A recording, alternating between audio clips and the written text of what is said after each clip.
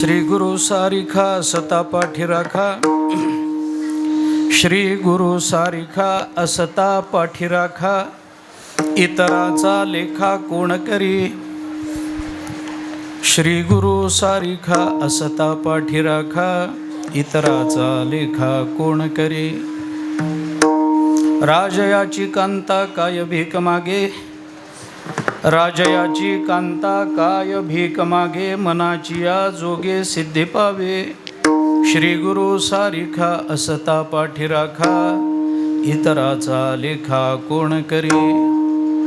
कल्पतरू तळवटी जो कोणी बैसला, कल्पतरू तळवटी जो कोणी बैसला, काय वानू त्याला सांगे जोची। श्री गुरु सारिखा असता पाठी राखा, इतराचा लेखा कोण करी।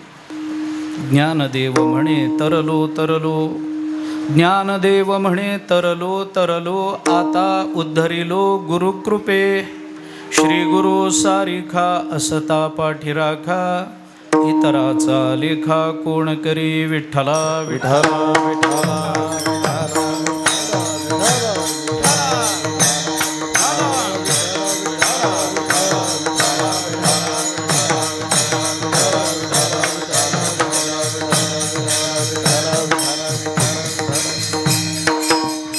श्री गुरु सारिखा असता पाठी राखा, इतराचा लेखा कोण करी। श्री गुरु सारिखा असता पाठी राखा, इतराचा लेखा कोण करी। सद्गुरु श्री ज्ञानेश्वर महाराजांचा अत्यंत प्रसिद्ध, अत्यंत महत्त्वाचा असा अभंग आहे। या अभंगामधून ज्ञानोबारायांनी सद्गुरूंच्या संबंधामध्ये आपल्याला आलेला अनुभव आणि त्या अनुभवाच्या अनुषंगानं अंतःकरणामध्ये उत्पन्न होणाऱ्या भावना या अभंगामध्ये सदृष्टांत बोलून दाखवलेले आहे। त्याचा माझ्या मर्यादित वेळेमध्ये, मर्यादित बुद्धीनं जेवढा विचार करणं मला शक्य आहे तेवढा करण्याचा मी प्रयत्न करतो। हा एकदिवसीय महोत्सव, हा गुरुपूजन सोहळा आहे। संप्रदाय निष्ठा असणारे वामन बाबा आणि संप्रदाय निष्ठा असणारे सावळाराम बाबा यांनी आपल्या कोकण प्रांतामध्ये, विशेषतः पनवेल परिसरामध्ये संप्रदायाचा विचार आणि विस्तार हा तळागाळापर्यंत पोचवला। संतांची अपेक्षा एवढीच असते की तुम्ही आम्ही धर्मानं वागावं, नीतीनं वागावं, मर्यादेत वागावं। आपलं जीवन हे देवाने आपल्याला काही विचार करून दिलेलं असेल तर ते जीवन व्यर्थ घालवण्यामध्ये मानवी जीवनाचं तात्पर्य नाही। काही जीवनमूल्यांच्या धारणा मानवी जीवनाकडून झाल्या पाहिजेत। ती जीवनमूल्य आपल्या जीवनाचा स्थायीभाव झाला पाहिजे आणि अंततोगत्वा त्या जीवनमूल्यातूनच आपला परिचयही जगाला झाला पाहिजे। ही संतांची तुमच्या माझ्यासारख्या मानवी जीवनाकडून अपेक्षा आहे। माणसाला स्वैर वागा असं सांगावं लागत नाही, पण माणसाला मर्यादेत वागा असं सांगावं लागतं। कारण असं आहे,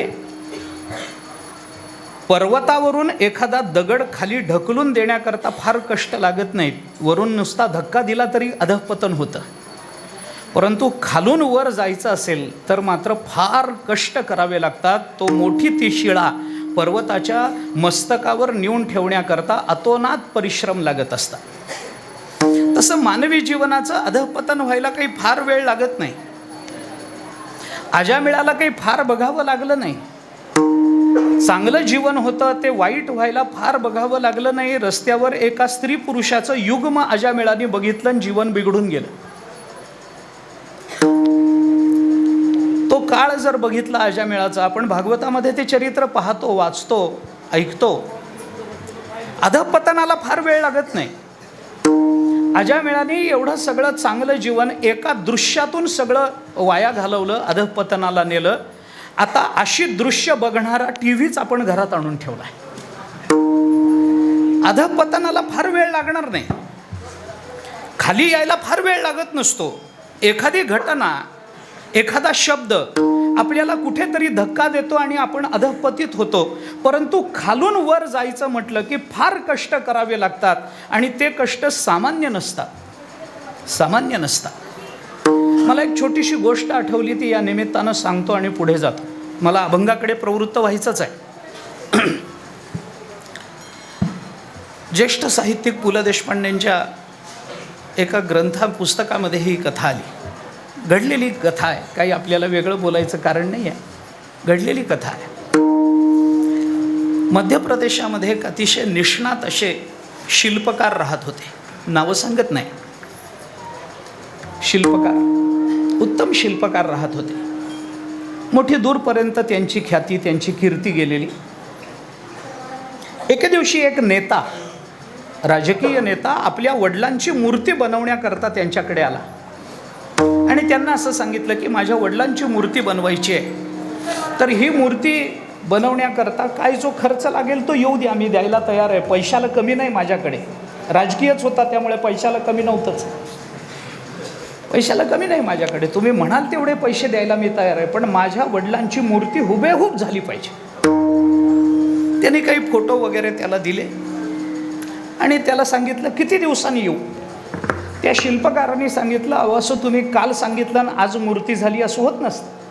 त्याच्याकरता त्या मूर्तीचा साचा तयार करावा लागतो, त्याला गाळावं लागतं धातूला, त्याला विशिष्ट आकार द्यावा लागतो, त्याला बारीक सारीक काम करावं लागतं, घासावं पुसावं लागतं आणि मग मूर्ती तयार होत असते. बरं म्हणे, किती दिवस लागतील? त्या मूर्तिकारांनी सांगितलं, पहिल्यांदा त्याचा मला एक मातीचा साचा तयार करावा लागेल, मातीची मूर्ती पहिल्यांदा तयार करावी लागेल, त्याच्यातून साचा करावा लागेल आणि त्याच्यातून तुम्हाला धातूची मूर्ती मी तयार करून देईन. तुम्ही असं करा, एक महिन्याभराने मी मातीची मूर्ती तयार करेन, त्यावेळेला ती मूर्ती बघायला तुम्ही या. ती मूर्ती बघितल्यानंतर त्या मूर्तीमध्ये जर काही बदल असतील तर त्याच वेळेला सांगा, म्हणजे तशी मूर्तीत बदल करून आपल्याला चांगली मूर्ती बनवता येईल. त्याने सांगितलं ठीक आहे. एक महिन्याभरानंतर तो नेता गेला, मूर्ती तयार म्हणे, तयार केली, दाखवा. त्याने मूर्ती काढली, हुबेहूब मूर्ती बनवलेली. थोडेफार काही बदल म्हणे सांगा, अजून काही असेल तर सांगा, शरीराची चेहऱ्याची ठेवण काही बदल असेल तर सांगा, हातापायाची पोटाची छातीची ठेवण काही बदलायची असेल तर आत्ताच सांगा. पुन्हा एकदा साचा तयार झाला की काही बदल करता येत नाही, मूस तयार झाली की काही करता येत नाही, आत्ताच सांगा. त्याने सांगितलं नाही, सगळं व्यवस्थित आहे, अगदी अशीच्या अशी मूर्ती तुम्ही बनवा, माझ्या मनाला उतरलेली आहे, पसंतीला उतरलेली आहे, माझे वडील अगदी असे दिसत होते. त्याने सांगितलं ठीक आहे, मग साचा तयार करतो, त्याला एक 6 महिने जातील, तुम्ही 6 महिन्यानंतर या.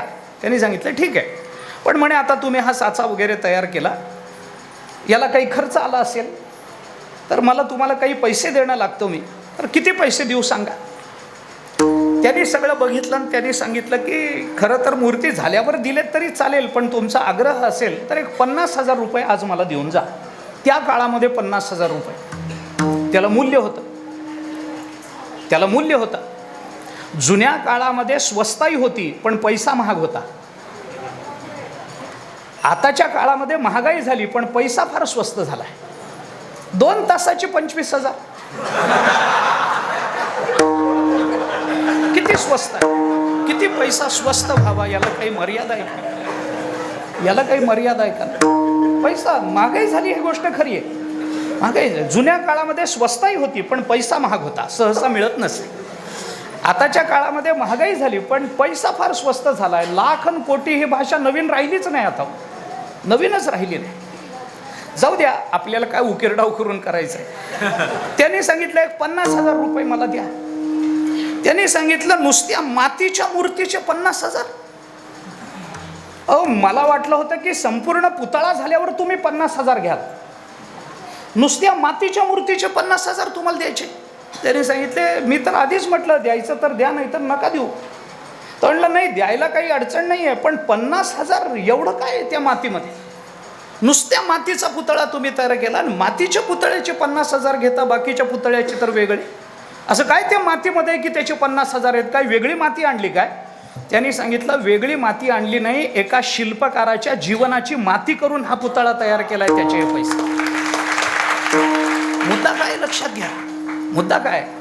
आज आपण जे जीवनामध्ये चांगले वागतो ना, आपल्या परिसरामध्ये, पनवेल परिसरातल्या मंडळींना सांगतो, आपण जे कारण आपण जे वाह्यात वर्तन करत नाही, आपण जे संप्रदायाला सोडून राहत नाही, आपण जे चांगलं खातो, आपण ज्या पद्धतीनं चांगलं राहतो, आपण जे रामकृष्ण हरिभजन करतो, आपण जे ज्ञानेश्वरी वाचतो, आपण ज्या तुकोबारायांच्या अक्षरांच्या चरणाचा आश्रय करून राहतो, आपण जो हरिपाठ करतो तो आपल्यापर्यंत सहज आला नाही. त्या दोन महात्म्यांच्या जीवनाची माती झाली म्हणून आज आपण इथे उभे आहोत. सहज नाही.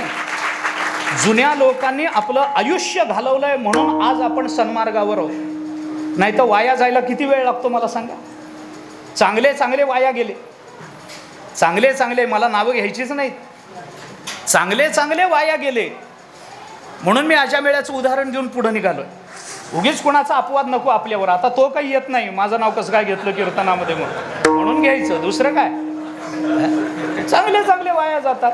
परंतु जुन्या लोकांनी आपल्याला काही परंपरा घालून दिल्या, जुन्या लोकांनी आपल्याला काही सन्मार्ग दाखवला. संतांचं हे काम आहे, जगा लावावे सतपथी हेची साधूंची पैकृती. नाथ महाराजांचं वचन. नाथ महाराज बोलतात, संतांच्या विभूती धर्मालागी अवतरती, धर्मरक्षणा कारणे साधू होताती अवतीर्णे. जगा लावावे सतपथी हेची साधूंची पैकृती. जगाला सत्पथाला लावावं हेच साधूंचं कर्तव्य आहे. हेच ते करण्याकरता इथं अवताराला आले वगैरे वगैरेची प्रमाणं आपल्याला बरीचशी देता येतील. आणि म्हणून अशा पद्धतीनं आत्मकल्याण साधून घेऊन जगत कल्याणाकरता ज्यांची प्रवृत्ती झालेली आहे आणि जगत कल्याण करत ज्यांनी आपल्या जीवनाचं ज्ञानोबाराय तुकोबारायांच्या चरणी समर्पण केलेलं आहे, अशा श्री गुरूंच्या स्मृतीच्या निमित्तानं हा उत्सव आज आपण संपन्न करतो. त्याचं महत्त्व लक्षात घ्या, त्याचं मूल्य लक्षात घ्या. जयेश महाराजांना काहीतरी कार्यक्रम करायचा होता म्हणून ते इथं आले आणि कार्यक्रम केला असं झालेलं नाही आहे. हे तुमच्या आमच्या अंतःकरणातल्या श्रद्धेचं प्रतीक आहे. हा कार्यक्रम म्हणजे सद्गुरूंच्या चरणाविषयी आपल्या अंतःकरणामध्ये असणाऱ्या समर्पित भावाला दिलेली आकृती म्हणजे आजचा कार्यक्रम आहे. आपल्याला आळंदीत यायचं होतं म्हणून आपण आलो नाही, ज्ञानोबारायांसमोर आपल्या सद्गुरूंचं चिंतन करण्याकरता आपण इथे आलेलो. सद्गुरूंच्या समोर सद्गुरूंचं चिंतन नाही करायचं, तो कुणाचं करायचं. संस्कृतात एक वचन आहे महाराज, संस्कृतामध्ये असं वचन आहे, प्रत्यक्षे गुरुवस्तुत्या परोक्षे मित्रबांधवः कर्मांते दासभृत्याश्च नैव पुत्रः तथा स्त्रियः. असं एक वचन आहे.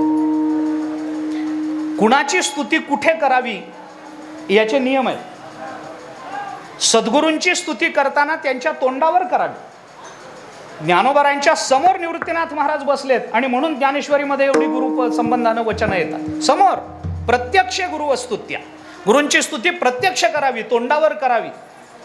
परोक्ष मित्र बांधव, मित्राची आणि भावाची स्तुती माघारी करावी, तोंडावर करू नये, बिघडायची शक्यता असते. भाऊ काय मित्र काय यांची स्तुती माघारी करावी. अहंकार निर्माण होण्याची शक्यता असते, माघारी करावी. कर्मांते दासभृत्याश्च, दास आणि सेवकांची स्तुती ही काम झाल्यावर करावी, कामाच्या सुरुवातीला करू नये. आणि नैव पुत्रः तथा स्त्रियः, बायकोची मुलाची स्तुती तोंडावरही करू नये, माघारी करू. नैव पुत्रः तथा स्त्रियः. आता हे घरी मोर्चे यायचंच काम. त्याचं कारण आहे काय, आता साधं सामान्य कारण जर सांगायचं झालं तर बायकोची स्तुती तोंडावरही करू नये, माघारी करू नये. म्हणजे आपल्या ठिकाणी इतकं सामर्थ्यच नाही आहे की आपण तिची स्तुती करू शकतो.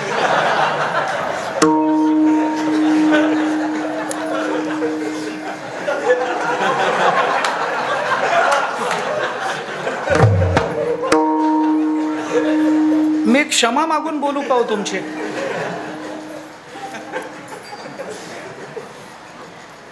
जाऊ द्या काय.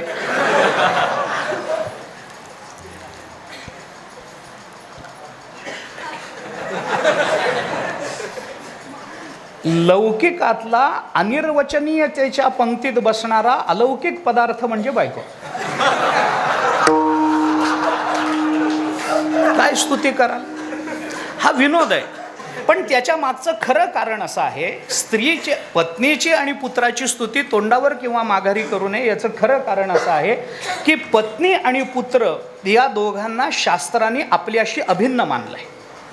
पुत्र हा आपल्याशी अभिन्न असतो, पत्नी अभिन्न असते पतीशी. पती आणि पत्नी हे दोन स्वतंत्र मानले गेले नाहीत, त्या दोघांना एकच मानलं गेलं. पुत्र आणि पिता, आत्मावय पुत्र नामाचे आपण म्हणतो ना, त्या नियमाप्रमाणे पुत्र हा पित्याशी अभिन्न असतो, पत्नी ही पतीशी अभिन्न असते. त्यामुळं जर त्यांची स्तुती केली तर आपणच आपली स्तुती केल्याचं पातक आपल्याला लागू नये याच्याकरता त्यांची स्तुती पुढेही करू नका, माघारी करू नका, असा नियम आहे. तुम्हाला काय करायचंय तुम्ही स्वतंत्र आहात. परंतु माझा मुद्दा अगदी पहिल्या चरणामध्ये होता प्रत्यक्ष गुरुवस्तुत्या, गुरूंची स्तुती तोंडावर करा. या दोघांनी आपलं जीवन समर्पित केलं महाराज संप्रदायाच्या निष्ठेत. आपल्या जीवनाची इतिकर्तव्यता ही केवळ संत आणि संत वाङ्मयाच्या चिंतनातच असते, याचा आदर्श वस्तुपाठ या दोन महात्म्यांनी त्या परिसरामध्ये घालून दिला.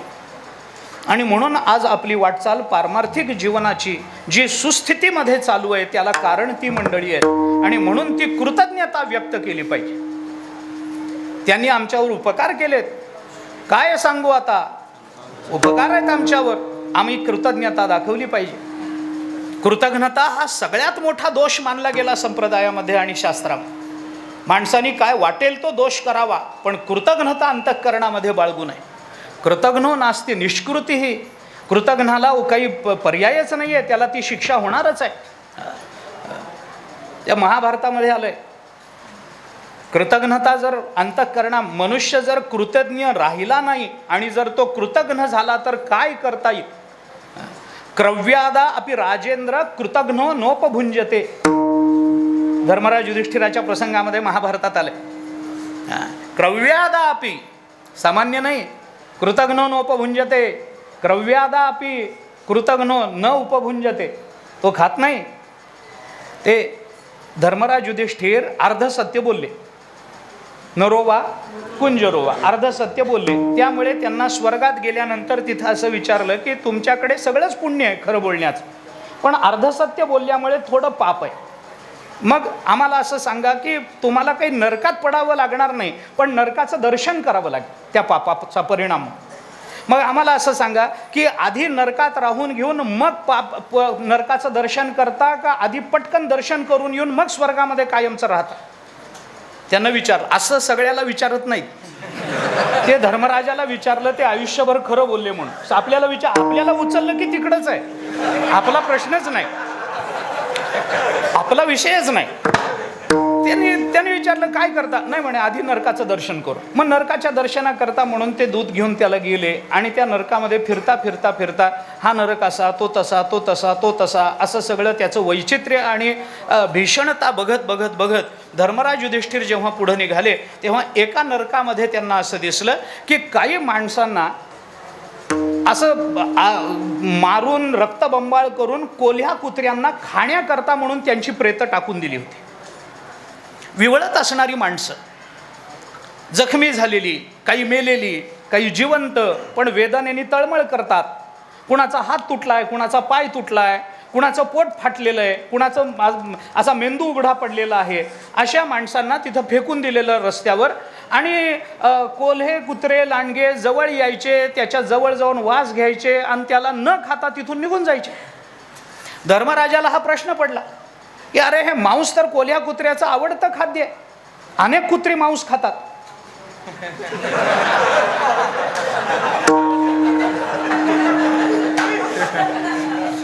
कुत्र्यांचं आवडतं खाद्य आहे मांस म्हणजे. मग ही कुत्रे येतात, लांडगे येतात, हिंस्त्र श्वापद येतात आणि त्या मांसाला तोंडही लावत नाहीत. बाकीच्या ठिकाणी बघितलं तर ते ओरबाडून मांस खाताना दिसतात, आणि इथं मात्र जवळ येतात आणि वास घेऊन निघून जातात, या मांसाला तोंड लावत नाहीत. असा कोणता नरक आहे हा. त्या दूतांनी सांगितलं, अरे ही ज्यांना फेकून दिलंय ना, हे दुसरे तिसरे कोणी नाहीत, कृतघ्न आहेत. कृतघ्न माणूस मेल्यानंतर त्यांच्या मांसाला कुत्र सुद्धा तोंड लावत नाही. हा कृतघ्नतेचा परिणाम महाभारताने सांगितला. क्रव्यादा अपि राजेंद्र कृतघ्नो न उपभुंजते. हे राजेंद्र, क्रव्यादा अपि कृतघ्नो न उपभुंजते. तो सुद्धा त्याला खात नाही. क्रव्याद म्हणजे हिंस्त्र श्वापद. तो हिंस्त्र श्वापद सुद्धा याला कृतघ्न माणसाच्या मांसाला तोंड लावत नाही. आपण कृतज्ञ असलं पाहिजे. आपल्यावर केलेल्या उपकाराचं स्मरण आपल्याला करता आलं पाहिजे आणि ते स्मरण जागवण्याकरता, ते स्मरण करण्याकरता आणि त्याच महात्म्यांसमोर, ज्ञानोबारायांसारख्या संतांसमोर आम्ही कृतघ्न नाही आहोत हे सांगण्याकरता म्हणून आज आपण इथे एकत्रित आहोत. ज्या महात्म्यांनी आमच्यावर उपकार केले त्यांच्या उपकारातून उतराई होणं शक्य नसलं तरी उतराई होण्याचा प्रयत्न म्हणजे आजचा कार्यक्रम आहे. विठ्ठला विठ्ठला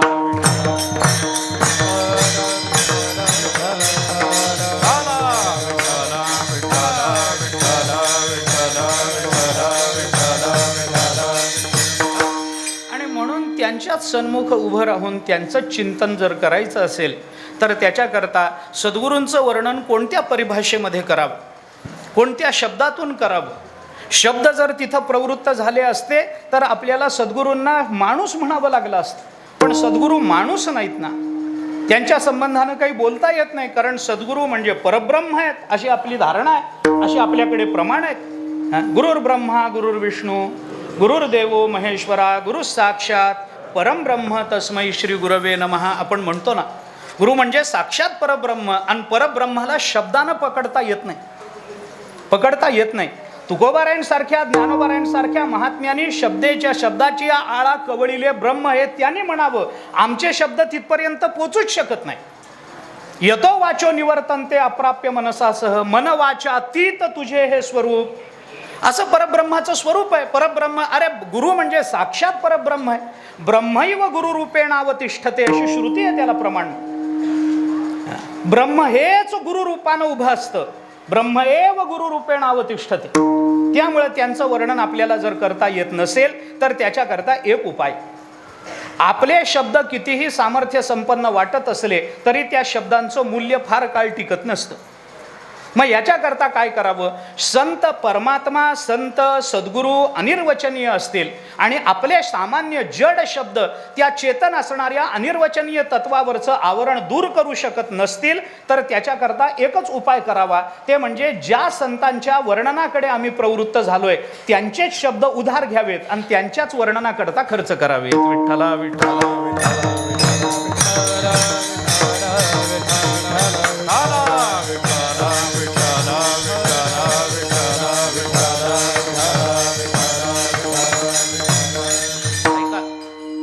त्यामुळं ज्ञानोबारायांचा अभंग घेऊन त्यांचंच वर्णन करण्याकरता आपण इथे उभे आहोत.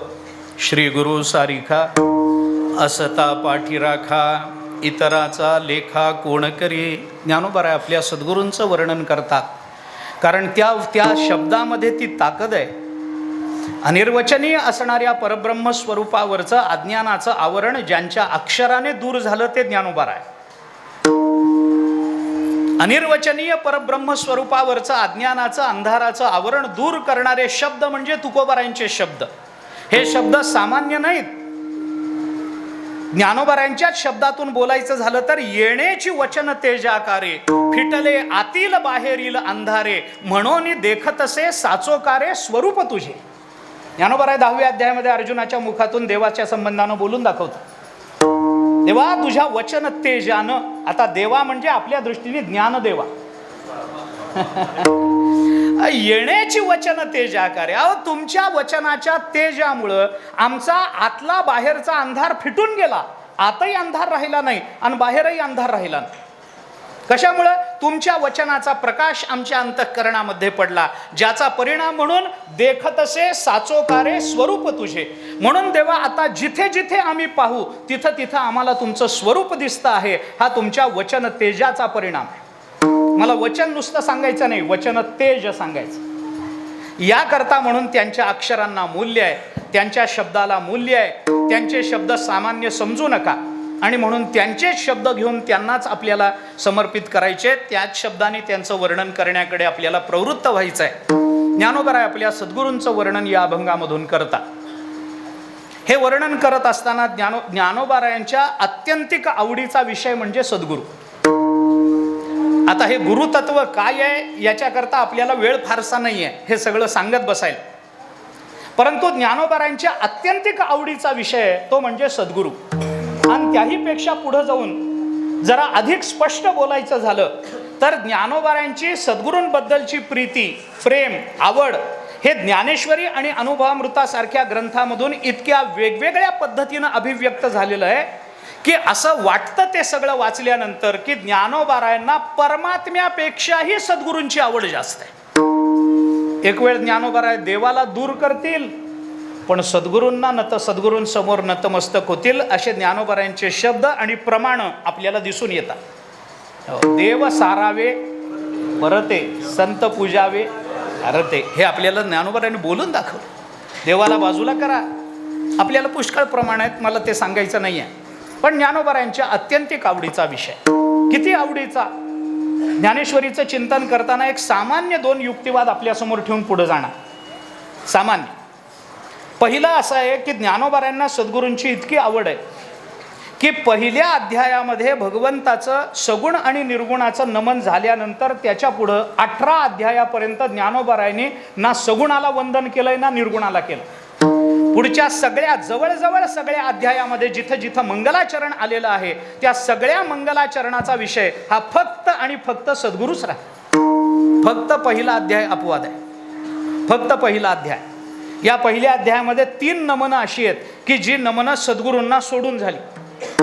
त्याच्यातलं पहिलं नमन निर्गुण निराकाराचं, ज्ञानेश्वरीची पहिली ओवी, ओम नमोजी आद्या वेद प्रतिपाद्या जय जय स्वसंवेद्या आत्मरूपा.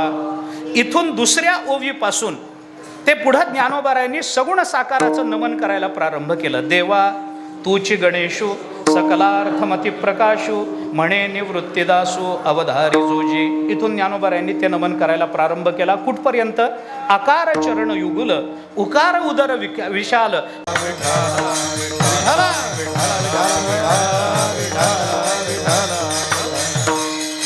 याच्या पुढे दुसरा एक विचार सांगतो. ज्ञानोबारायांना सद्गुरूंच्या चरणाविषयी किती प्रीती आहे याचा दुसरा एक विषय जाता जाता बोलतो. हे सगळं मंगलाचरणाच्या बाबतीत जसं आपल्याला विचारात घेता येतं ना, तसा दुसरा विचार जर केला तर मंगलाचरण झाल्यानंतर पुढे ज्ञानेश्वर महाराजांनी भगवान श्रीकृष्ण आणि अर्जुन या दोघांच्या संवादावर जे भाष्य केलंय, म्हणजे संपूर्ण ज्ञानेश्वरी पुढे जी अभिव्यक्त केली, त्या संपूर्ण ज्ञानेश्वरीमध्ये अनेक प्रसंगामध्ये काही कारण नसताना, ऐका, काही कारण नसताना सुतावरून स्वर्ग गाठतात असं म्हणतात. त्या पद्धतीनं कुठला तरी सद्गुरूच्या वाचक एखादा शब्द धरून ज्ञानोबाराय जे सद्गुरूकडे सरकलेत त्याच सद्गुरूंना त्यांना पुन्हा हाताला धरून विषयावर आणावं लागले. निवृत्तीनाथ महाराजांचं वर्णन करण्यामध्ये देहभान हरपून जातं ज्ञानोबारायांचं. त्यांना काळ कळत नाही, वेळ कळत नाही, विषय काय चाललाय हे कळत नाही. समोर माईक दिसला की माणसाला जसं काही सुचत नाही. अरे ते ज्ञानोबाराय आहेत, ते कोणी सामान्य माणूस नाहीये जन्माला आलेला आईच्या पोटी. अरे ते साक्षात उघडं परब्रह्म आहे जे तुमच्या माझ्या कल्याणाकरता म्हणून मानवी देह धारण करून आलं. ते कोणी सामान्य नाहीत. बरं, ज्यांचं वर्णन करायचंय ते कोणी सामान्य नाहीत. ते सदाशिवाचा अवतार आहेत, हे विष्णूचा अवतार आहे. वर्णन करणारे दोघेही परब्रह्म स्वरूप आहेत. पण ते ज्ञानोबाराय सद्गुरूंचं वर्णन करताना काही बघत नाहीत. विषय काय चालला, कुठं चालला, आपण हे बोलणं आत्ता योग्य आहे का नाही. मग पुन्हा पुन्हा पुन्हा धरून निवृत्तीनाथ महाराजांना, अरे बाबा झालं, कळलं, माझं वर्णन झालं, आता बस झालं. हे सांगण्याकरता तू इथं बसलायस का? हे सांगण्याकरता बसलायस का? मलाच माझंच वर्णन सांगशील का? अरे मी तुझ्या समोर बसलोय. आपलंच कीर्तन दुसरा कीर्तनकार आपल्या समोरच करताना कसं वाटत असेल?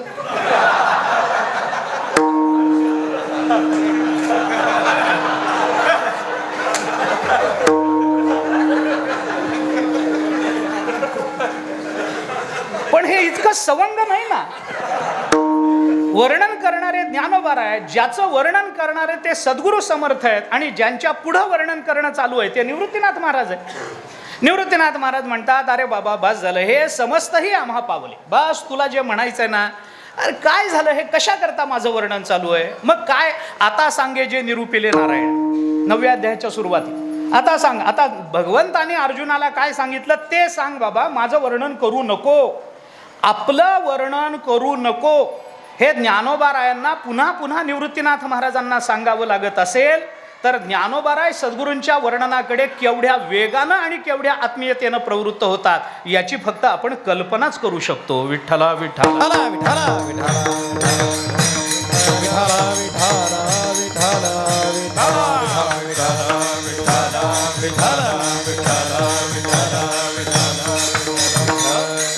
पण चांगला वक्ता कसा असावा, चांगलं वक्तृत्व कसं असावं, परिस्थिती निर्माण झाल्यानंतर निर्माण झालेल्या परिस्थितीचा आपल्या प्रतिपाद्य विषयाशी कसं, प्रतिपाद्य विषयाला कसं जोडून घेता यावं, ज्ञानोबाराय ह्याचं आदर्श उदाहरण आहे. स्पष्ट सांगतो, ज्ञानोबारायांसारखा वक्ता झाला नाही आणि पुढं होण्याची शक्यता नाही.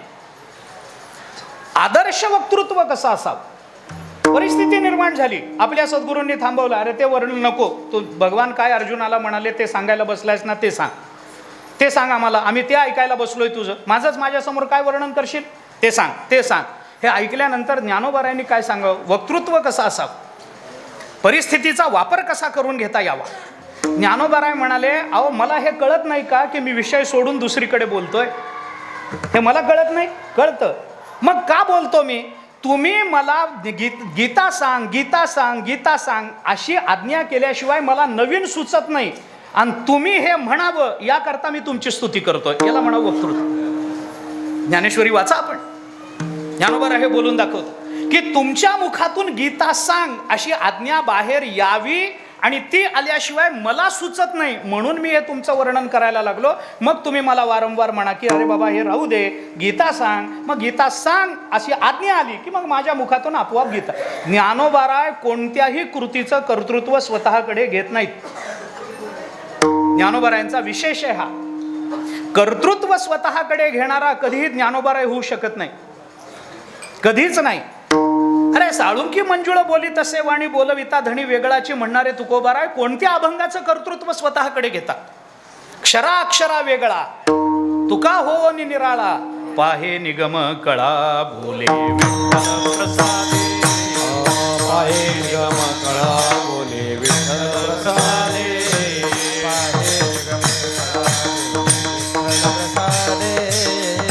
पाहे निगम अक्षरा वेगळा, अक्षरा वेगळा,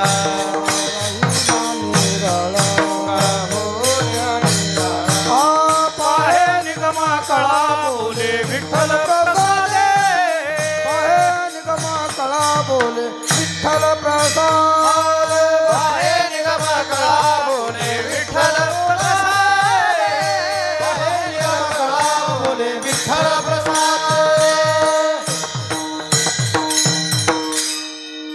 पाहे निगम कळा पण माझ्याने बोले विठ्ठल प्रसादे. तुका म्हणे बोल माझा बोलतो विठ्ठल, ही तुकोबारायांची भाषा आहे. ज्ञानोबाराय कोणतंही कर्तृत्व घेत नाहीत. किंबहुना तुमचे केले धर्म कीर्तन हे सिद्धी नेले, येथ माझे जीवरले पायी पण आता विश्वात्मके देवे, येणे वाग्यज्ञे तोषावे तोषोनी मज द्यावे पसाय दान हे आहे ना. ज्ञानोबाराय म्हणतात माझं काही नाही, किंबहुना तुमचे केले, कोणतंही कर्तृत्व नाही.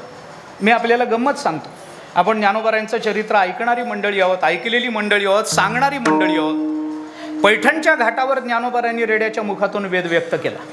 आपल्याला इतिहास माहिती आहे, चरित्र माहिती आहे, मला चमत्कार सांगायचाच नाही आहे. ज्ञानोबारायांनी रेड्याच्या मुखातून वेद व्यक्त केला. ज्ञानदेव म्हणे बोल रे ऋग्वेद अशी आज्ञा झाल्याबरोबर अग्निमिळे पुरोहितम सुरू झालं. रेडा वेद बोलला. नंतर ज्ञानोबारायांचं कौतुक झालं, अरे काय महात्मा, केवढा महात्मा, रेड्याच्या मुखातून वेद, रेड्याच्या मुखातून वेद. ज्ञानोबारायांचं कौतुक, अहो असा कसा बोलवलं, असा कसा बोलवलं, मोठं कौतुक झालं. लोकांना चमत्काराला भुलण्याची सवय असते, लोक भुलतात, पण जे भुलू शकतात आणि भुलून का होईना पण परमार्थाला लागतात त्यांच्याकरता चमत्कार निर्माण करणं हीही त्या काळाची आवश्यकता असते.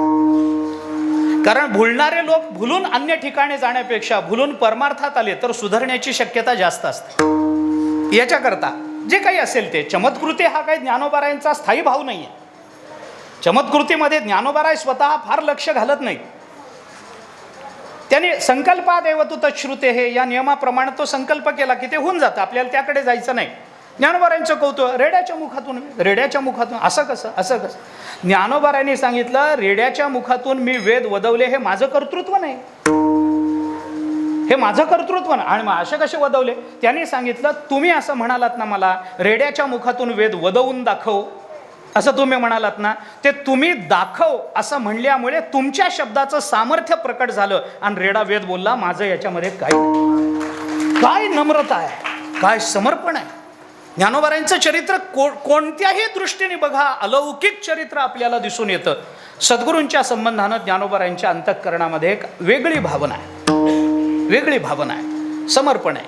13व्या अध्यायामध्ये नुसतं काय आचार्योपासनम शब्द आला आणि ज्ञानोबारायांच्या प्रतिभेला जणू वसंत आल्यासारखा फुटला. नुसतं एक शब्द आला, आचार्योपासनम शौचम स्थैर्यम आत्मविनिग्रह, एवढा एकच शब्द आला हो, आचार्योपासनम 13व्या अध्यायामध्ये.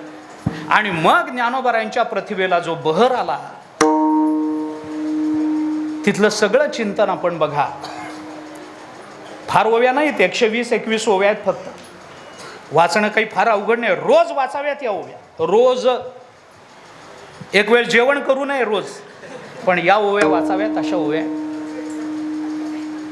जाऊ द्या, रस्ता चुकण्यापेक्षा विषयांतर होतं लवकर. ज्ञानोबारायांच्या संबंधानं बोलताना ज्ञानोबारायांनी सद्गुरूंच्या संबंधानं भावना अनेक पद्धतीनं व्यक्त केल्या. या भावना व्यक्त करत असताना भावनांची अभिव्यक्ती 2 पद्धतीनं या जगाच्या पाठीवर होते. ऐका, मला अभंगाकडेही आलं पाहिजे, थोडा तरी अभंग सांगावा. अभंगाकडे येतो. भावना व्यक्त करण्याच्या 2 पद्धती या जगतामध्ये दिसून येतात.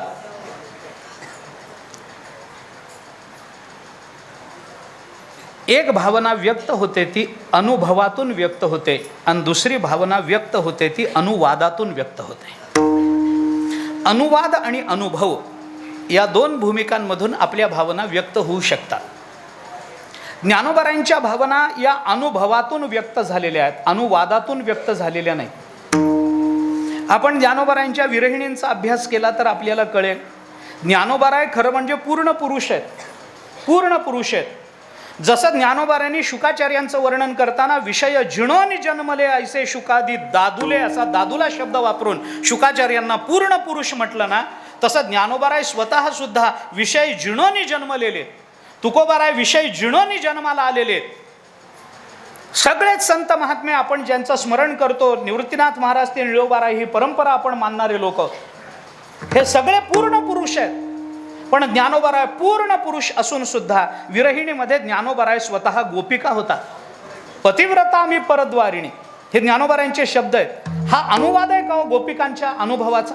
हा अनुवाद नाही. ज्ञानोबाराय तो अनुभव घेऊन बोलतात. ज्ञानोबाराय स्वतः गोपिका आहेत. ज्ञानोबाराय कोणी सामान्य नाहीत. आणि ज्ञानोबाराय ही गोपिका ज्ञानोबारायांच्या विरहिणीतूनच अभिव्यक्त होताना आपल्याला दिसते. किती सांगू मी प्रमाण आपल्याला, किती प्रमाण सांगू. जागृती पुसे साजणी कवण बोलिले अंगणी निरखिता वो नयनी वृंदावनी देखिला मनी वेधूत याचा. जागृती पुसे साजणी. जागृती आपल्या साजणीला, मैत्रिणीला विचारते, अगं अंगणात कोण बोलून गेलं? जागृतीला माहित नाही कोण बोलून गेलं ते, कारण ती मैत्रिणीला विचारते, कवण बोलिले अंगणी निरखितावो नयनी वृंदावनी देखिला. कोण आहे बाबा सांग, कोण? कवण बोलिले अंगणी. कुणाला विचारते? साजणीला विचारते. बरं, ती म्हणते मला माहित नाही. मग पुन्हा सुषुप्ती आणि स्वप्न. स्वप्न सांगे सुषुप्ती असो ममता हे चित्ते. ती स्वप्न सुषुप्ती म्हणतात, आम्हालाही माहित नाही अंगणामध्ये कोण बोलून गेलं. मग तुर्येला विचारलं, तुर्ये तुला तरी माहिती पाहिजे, तू तुर्य आहेस, 4थी अवस्था आहेस, तू तर मोक्ष आहेस, तुला कळलं पाहिजे कोण बोलून गेलं अंगणामध्ये. तुर्या म्हणते आपल्याला काही माहित नाही भाऊ कोण बोलून गेलं. आणि मग जेव्हा जागृती, स्वप्न, सुषुप्ती, तुर्या या चौघी जणी सांगू शकत नाहीत की अंगणात कोण बोलून गेलं, तेव्हा ती साजणी सांगते, अगं निरखिता व नयनी वृंदावनी देखिला मनी वेधू तयाचा तोच पंढरी राये तो म्या पाहिला. आणि ही साजणी कोण आहे तर जागृती, स्वप्न, सुषुप्ती आणि तुर्या यांची मैत्रीण दुसरी कोणी नसून प्रत्यक्ष ज्ञानोबाराय हीच साजणी, की जिला हे सांगता येतं की जो वृंदावनात आहे ना तोच पंढरपूरला आला, हे सांगणारे ज्ञानोबाराय ती साजणी आहे. मग ज्ञानोबाराय जर पूर्ण पुरुष असतील तर त्यांना साजणी हा शब्द लावणं बरोबर आहे काय? बरोबर नाही. पण ज्ञानोबारायांनी केलेला तो अनुवाद नाही, ज्ञानोबारायांचा तो अनुभव आहे. अनुभवातून व्यक्त होणारी भावना ही ऐकणाऱ्याच्या अंतःकरणापर्यंत रुजत असते. काय होतं, आपल्याकडे दोन भूमिका आहे. आता या सगळ्याच गोष्टींचा विचार मला कितपत विस्ताराने सांगता येईल मला माहिती नाही. शब्द जेव्हा आत घेतो मनुष्य, कानाच्या द्वारातून शब्द जेव्हा आत जातात, कानाच्या महाद्वारी गीता गजर जेथ करी, ज्ञानोबारायांनी म्हटलंय ना, या कानाच्या महाद्वारामधून ज्या वेळेला शब्द आत जातात तेव्हा त्या शब्दांना दोन रस्ते फुटत असतात. एक रस्ता फुटतो तो अंतःकरणापर्यंत जातो आणि दुसरा रस्ता फुटतो तो वर जातो आणि बुद्धीमध्ये जाऊन संपतो. शब्दाच्या ग्रहणाला दोन रस्ते फुटतात. एक बुद्धीपर्यंत जाऊन थांबणारा रस्ता आहे आणि दुसरा अंतःकरणामध्ये उतरणारा रस्ता आहे. मला फक्त एकच वाक्य बोलायचं आहे. अनुवादातून आलेले शब्द बुद्धीपर्यंत जाऊन थांबतात, जिरतात, विरतात, संपतात. पण अनुभवातून आलेले शब्द हे अंतःकरणात उतरत असतात.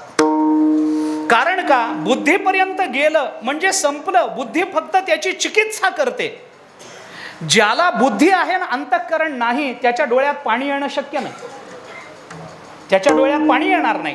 पण आम्हाला अंतःकरणात उतरणारे शब्द पाहिजे, ते अनुभवातून यावे लागतात. म्हणून प्रस्तुत अभंगाचा विचार जर ज्ञानोबारायांच्या केला तर ज्ञानोबारायांनी पहिल्यांदा अनुभव सांगितला आणि त्या अनुभवाच्या आधारावर ज्ञानोबारायांनी आपला भाव सद्गुरूंच्या संबंधानं व्यक्त केला.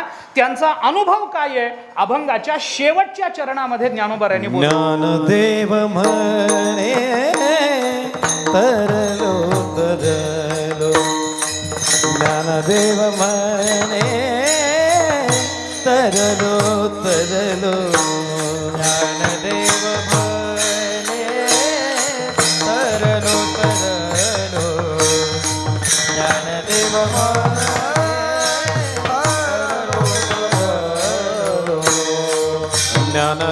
म्हणे तरलो तरलो, ज्ञानदेव म्हणे तरलो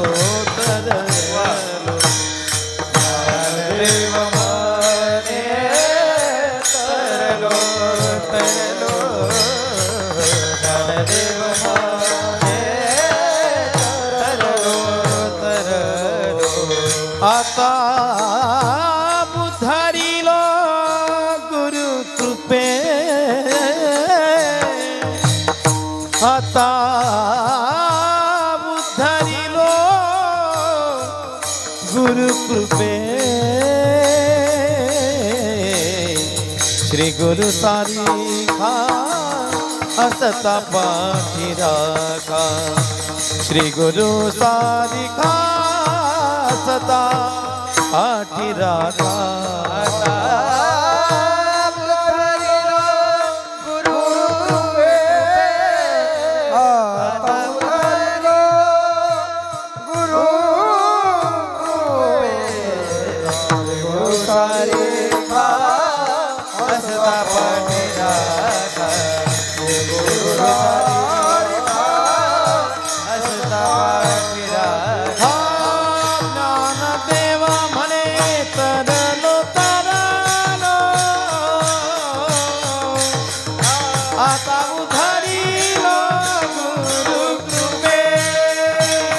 आता उधरीलो गुरु कृपे, ज्ञानदेव म्हणे तरलो तरलो,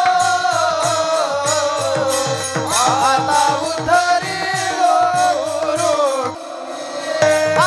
आता उधरीलो गुरु कृपे. अनुभव ज्ञानोबारायांनी व्यक्त केला. ज्ञानदेव म्हणे तरलो कशाने? आता उद्धरिलो गुरुकृपे. गुरुकृपानं आम्ही तरुण गेलो. ही गुरुकृपा आम्हाला तारून नेते. आम्ही तरुण गेलो आणि गेल्यामुळे आता आम्हाला ही भावना बोलून दाखवण्याचा अधिकार आहे की श्री गुरु सारिखा असता पाठीराखा, इतराचा लेखा कोण करी. ज्ञानोबराय म्हणतात मग ही माझी भावना अनुभवावर आधारित आहे. अनुभवातून जी भावना व्यक्त होते ती भावना तीव्र असते. अनुवादातून भावना व्यक्त होत नाही का? अरे स्त्री भूमिका ही अनुवादातही घेता येत नाही असं नाही आहे. उदाहरण मी आपल्याला सांगतो. एखादी स्त्री आहे, तिने एखादी कादंबरी लिहिली, एखादं पुस्तक लिहिलं, ते दुसऱ्या कुठल्या तरी भाषेत आहे, तमिळमध्ये आहे, कानडीमध्ये आहे, तेलुगूमध्ये आहे किंवा आणखीन कुठल्या परक्या भाषेमध्ये आहे. तर त्या पुस्तकाचा, त्या कादंबरीचा अनुवाद करणारा जर महाराष्ट्रात पुरुष असेल आणि जर त्या मूळ पुस्तकामध्ये मी तिकडे गेले असं लिहिलेलं असेल तर हा पुरुष असूनही याला काय लिहावं लागतं? मी तिकडे गेले. कारण का? तो अनुवाद करावा लागतो. अनुवादामध्ये सुद्धा भूमिका बदलाव्या लागतात. पण अनुवादामध्ये घेतलेली भूमिका ही स्थिरपणाने टिकू शकत नाही. अनुभवातून निर्माण झालेली भावना ही मात्र बदलत नसते. अनुभवातून निर्माण झालेल्या भावनेला व्यभिचार चालत नाही. अनुवादातून निर्माण झालेली भावना ही नेहमी व्यभिचारी असते. कारण तो पुरुष जेव्हा दुसऱ्या पुरुषाच्या ग्रंथाचा अनुवाद करतो त्यावेळेला आपलं स्त्रीत्व टाकून देतो आणि पुन्हा दुसरं पुरुषत्व धारण करतो. हा व्यभिचार हा फक्त अनुवादात येतो. अनुभव आला की अनुभवामध्ये व्यभिचार नाही. ज्ञानोबराय अनुभवातून बोलतात. ज्ञानदेव म्हणे तरलो आता उद्धरिलो गुरुकृपे. गुरुकृपे आम्ही उद्धरून गेलो ही भाषा आहे. दुसरा एक अन्वय याच शब्दाच्या अनुषंगानं मला जाता जाता बोलून दाखवायचं. श्री गुरु सारिखा असता पाठीराखा, इतराचा लेखा कोण करी, असं ज्ञानोबराय म्हणतात. काय एवढं सद्गुरूमध्ये की त्यांनीच आमचा पाठीराखा झाल्यावर इतर कुणाची मदत घ्यायचं काही कारणच नाही, इतर कुणाची किंमत करायचं काही कारण नाही, इतरांच्या आश्रयाची माणसाला गरज राहत नाही. काय असं गुरुमध्ये असं जर कोणी विचारलं तर त्याला हे उत्तर देता येतं की ज्ञानोबराय म्हणतात मी उद्धरिलोय. उद्धरिलो या शब्दाला फार महत्व आहे. त्याचं कारण मी ज्या अर्थी उद्धरून गेलो त्या अर्थी मी परमात्म रूप झालेलो आहे. आणि एखाद्या साधकाचा एखादा उपदेश ऐकण्यापेक्षा एखाद्या सिद्धाचा उपदेश हा जास्त परिणामकारक ठरत असतो. साधकाने उपदेश करावा का करू नये? अवश्य करावा, अवश्य करावा. एखादा मनुष्य व्यसन करत असेल, आपण काही जीवनमुक्त नाही, आपण काही संत नाही. म्हणजे तुमच्यामध्ये आपण म्हणजे आपण, तुम्ही नाही, तुम्ही मुक्त आहात, संत आहात, मला माहिती आहे. मी माझ्याबद्दल बोलतो, माझ्याबद्दल. असं आहे, श्रोत्यांबद्दल किती प्रेमाची आणि किती उन्नतीची भाषा करावी हे सुद्धा ज्ञानोबारायांकडूनच शिकलं पाहिजे. श्रोत्यांना एकदाही ज्ञानोबाराय टाकून बोलले नाहीत 9000 ओव्यामध्ये, एकदा पण नाही. तुम्हाला काय कळतच नाही असं म्हणले असते तर तिथं काय नव्हतं. तिथं ज्ञानोबारायांना विरोध करणारे कोण? हो आम्हाला कळत नाही, हे खरंच होतं आणि खरंच होतं. पण ज्ञानोबाराय एका अवाक्षरानं, एका शब्दानं श्रोत्यांना कधी उठा, अरे प्रभू तुम्ही महेशाची मूर्ती म्हणता, हो तुम्ही संत माझी आकडा, दिठीचा कराल बहुडा तरी तुम्हा माने एवढा होईन मी. ही ज्ञानोबारायांची भाषा. अर्थात श्रोत्यांमध्ये निवृत्तीनाथ महाराज बसलेले असतात. आपल्या श्रोत्यांमध्ये बहुतेक मंबाजीच जास्त. ज्ञानोबारायांच्या श्रोत्यामध्ये निवृत्तीनाथ महाराज आहेत आणि निवृत्तीनाथ महाराज सदाशिवाचा अवतार आहेत. म्हणून प्रभू तुम्ही महेशाची मूर्ती आहात. हे बरोबर आहे, हे बरोबर आहे, ते जमून जातं. परंतु जाऊ द्या, आपल्या श्रोत्यांबद्दल आपल्याला आता आपण ज्ञानोबारायांच्या समोर आहोत ना, आपण ज्ञानोबारायांचे श्रोते. ऐका, आपण काही मुक्त नाही, आपण काही संत नाही, पण तरी आपल्यासमोर एखादा मनुष्य व्यसन करत असेल तर आपण त्याला सांगावं की सांगू नये? बाबा हे करू नये, सांगावं की सांगू नये? अवश्य सांगा, अवश्य सांगा. साधकाने उपदेश करू नये का? अवश्य करावा. पण साधकाच्या उपदेशाचा परिणाम आणि सिद्धाच्या उपदेशाचा परिणाम याच्यामध्ये अंतर आहे. आणि त्या अंतराचं कारणही तेच आहे की साधक जेव्हा उपदेश करतो तेव्हा सिद्धाचा ऐकून त्या उपदेशाचा अनुवाद करत असतो आणि सिद्ध जेव्हा उपदेश करत असतो तेव्हा तो अनुभवातून करत असतो. विठ्ठला विठ्ठला.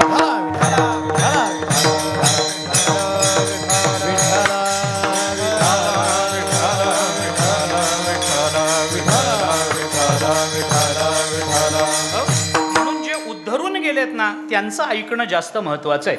वेदांतामध्ये एक नेहमी चर्चा होते. आता खरं म्हणजे डॉक्टर महाराज समोर आहेत, वेदांतातला व सुद्धा आपण त्यांच्यासमोर बोलू नये. पण आता ते आहेत. तर मी नेहमी सांगतो महाराज, मी अशा वृत्तीचा माणूस आहे की समोर जर कसोटी आली तर सोन्यानं घासून घ्यायला लाजू नये. जास्तीत जास्त काय होतं, आपलं पितळ उघडं पडतं, एवढंच होतं. आपली चूक आहे, महात्मे सांगू शकतात की बाबा हे चुकलंय. ज्ञानोबारांसमोर चूक कबूल करायला काय लाज आहे, काय लाज आहे. चुकलं तर सांगतील ते आपल्याला, तेवढे कनवाळू कृपाळू आहे, त्यांच्यासमोर बोलू नये, पण बोलतो. वेदांतामध्ये मायेच्या संबंधानं मायेचं लक्षण करताना हा विचार नेहमी सांगितला जातो की माया भावरूप मानायची का अभावरूप. मायेच्या लक्षणामध्ये माया भावरूप मानायची का माया अभावरूप मानायची. मायेचं लक्षण करताना तिला भावरूप म्हटलंय वेदांतामध्ये. मग मायेला भावरूप म्हटलंय तर मग ती भावरूप मानली तर मग ब्रह्माच्या एकमेवा द्वितीयतेला अपवाद येत नाही का, वगैरे वगैरे. पण आता लक्षण केलंय ग्रंथामध्ये तिला भावरूप म्हणून. वृत्तीप्रभाकरात भावरूप म्हटलंय तिला, विचारसागरात तिला भावरूप म्हटलंय, आपल्या प्रक्रियांच्या ग्रंथांमध्ये त्याला भावरूप म्हटलंय. मायाबिंबो वशीकृत्य तामस्यात सर्वज्ञ ईश्वर ही पंचदशीची भाषा. माया भासेनं जीवेशव करोती ही श्रुती आहे. माया आपल्या आभासानं जीव आणि ईश्वर असे दोन भेद करते. मग माया ज्या अर्थी करते त्यावेळेला मायेला भावरूप मानावं लागेल, तरच ती माया भासेनं जीवेशव करोती हे क्रियापद वापरता येईल की नाही. मग मायेला भावरूप मानावं का मानू नये. वेदांतामध्ये अरे माया भावरूप असती तर परमात्मा एकमेवा द्वितीय कसा राहील. परमात्मा एक आहे, माया भावरूप मानली तर माया एक भावरूप आणि परमात्मा एक भावरूप. दोन दोन भावरूप वेदांताला खपत नाहीत, वेदांताला खपत नाहीत दोन दोन भावरूपता. मग काय करा, मग मायेला अभावरूप मान. कशामुळं बाबा, अरे माया भावरूप आहे हे कुणाकरता केलं गेलेलं लक्षण आहे, साधकाला कळावं म्हणून. पण तो साधक जेव्हा सिद्ध होतो, जे जीवनमुक्त झालेले महात्मे त्यांना विचारून बघा बरं, माया आहे का. ते म्हणतात नाही हो, भवनदी आड नवतीसी झाली. अरे माया आहे का. माया नावाची काही वस्तूच नाही आहे. माया कुठे आहे. नाही म्हणो जाईजे तव विश्वाकारे देखीजे, विश्वाईसे म्हणिजे तरी ते माया. नाही म्हणो जाईजे हे ज्ञानोबारांचे शब्द. माया आहे काय, भवनदी आड नवतीसी झाली, तुकोबारांचे शब्द. काही नाही. माया आहे का, तर माया नावाची वस्तू. माया त्या ह्याच्यातही आहे, गौडपादाचार्यांनी आपल्या कारिकेमध्ये म्हटलंय. धर्माम्य इति जायन्ते जायन्ते ते न तत्वतः जन्म मायोपमम तेषाम साच माया न विद्यते, असं म्हटलं. माया विद्यमान आहे, साच माया न विद्यते. मग आचार्यांनी भाष्यामध्ये प्रश्न माया नाम वस्तू तरीही नैवम साच माया न विद्यते. अरे मग विद्यते न विद्यते तर तिला माया म्हणता कसं. मग आचार्यांनी सांगितलं माया इति अविद्यमानस्य आख्या इति अभिप्राय, असं आचार्यांनी भाष्यामध्ये. अरे माया म्हणजे जी नाही हे सांगण्याकरताच तो अभिप्राय व्यक्त केला आहे, माया नावाचा शब्द उच्चारला गेला आहे. वास्तविक शब्द उच्चारला म्हणजे ती वस्तू असतेच असं नाही आहे, असं आचार्यांनी भाष्यामध्ये सांगितलं. या सगळ्या गोष्टीचा विचार केला तर मायेची भावरूपता आणि मायेची अभावरूपता याच्यात नक्की कोणतं मत ग्राह्य मानायचं. मायेची भावरूपता ग्राह्य मानायची का अभावरूपता, तर अभावरूपता ग्राह्य मानायची. का मानायची, त्याचा हाच युक्तिवाद आहे की ज्या महात्म्यांना माया नसण्याचा अनुभव आला त्यांचं मत प्रमाण मानायचं का सांगण्याकरता जे कल्पनेनं गृहीत धरलंय ते मत प्रमाण मानायचं. कोणतं मत प्रमाण मानायचं, मत प्रमाण मानायचं ते मुक्ताचं मत प्रमाण मानायचं. प्रमाण मानायचं ते संतांचं मत प्रमाण मानायचं. आणि त्यांनी जर सांगितलं असेल माया नावाची कोणती वस्तू नाही आहे तर मायेला अभावरूप म्हटलं पाहिजे. म्हणजे कुणाचं मत ग्राह्य मानलं जातं, ज्याला परब्रह्म स्वरूपाचा साक्षात्कार झाला, ज्याला माया नावाची वस्तू कोणतीही या जगतामध्ये नाही याची अनुभूती आलेली आहे. अशी अनुभूती आलेल्यांचं मत जर ग्राह्य असेल तर मग श्रीगुरु सारिखा असता पाठी राखा, इतराचा लेखा कोण करी, असं इतरांना तुच्छ समजण्याचं कारण काय आहे. कारण ज्ञानेश्वर महाराज म्हणतात मी उद्धरिलो आहे म्हणून मी तुम्हाला अनुभवातून सांगतो आहे की इतराचा लेखा करण्याचं कारण नाही आहे. विठ्ठला विठ्ठला विठ्ठला विठ्ठला विठ्ठला विठ्ठला विठ्ठला विठ्ठला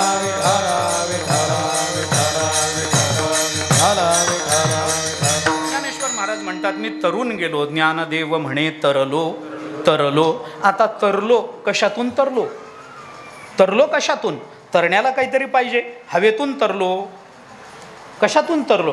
काही काही शब्दाला नुसतं तरण शब्द आला तर कशातून हा प्रश्न उपस्थित होत नाही, कारण तरण या शब्दाला जोडूनच दुसरा शब्द येत असतो. मी आपल्याला उदाहरणं सांगतो, याची अनेक उदाहरणं आहे. तरलो कशातून तरलो, काहीतरी त्याला असेल का नाही, कशातून तरलो. तरण कशामध्ये असतं, तरावं कशात लागतं, हवेमध्ये कोणी तरतं का? जमिनीवर कोणी तरतं का? तरावं कशात लागतं? पाण्यातच तरावं लागतं. मग ज्ञानदेव म्हणे तरलो तरलो. कशातून तरलो? उपनिषदाने काय सांगितलं? उपनिषदाचं एक प्रमाण, ते प्रमाण मी आपल्याला देतो. आपल्याला सगळ्यांना माहिती असणारं प्रमाण आहे. उत्तिष्ठत जाग्रत प्राप्य वरान्यबोधत क्षुरस्य धारा निशिता दुरत्यया दुर्गम पथस्तत् कवयो वदन्ति. उपनिषदाने सांगितलं उठा, जागे व्हा. उठा जागे व्हा रे आता, स्मरण करा पंढरीनाथा. आहे ना, उठा उठा. मग त्यावेळेसपासून म्हणतात उठा उठा. आता उत्तिष्ठत जाग्रत. आता जाग्रत शब्द आला, कशातून जागं व्हा? जागं होणं कशातून असतं?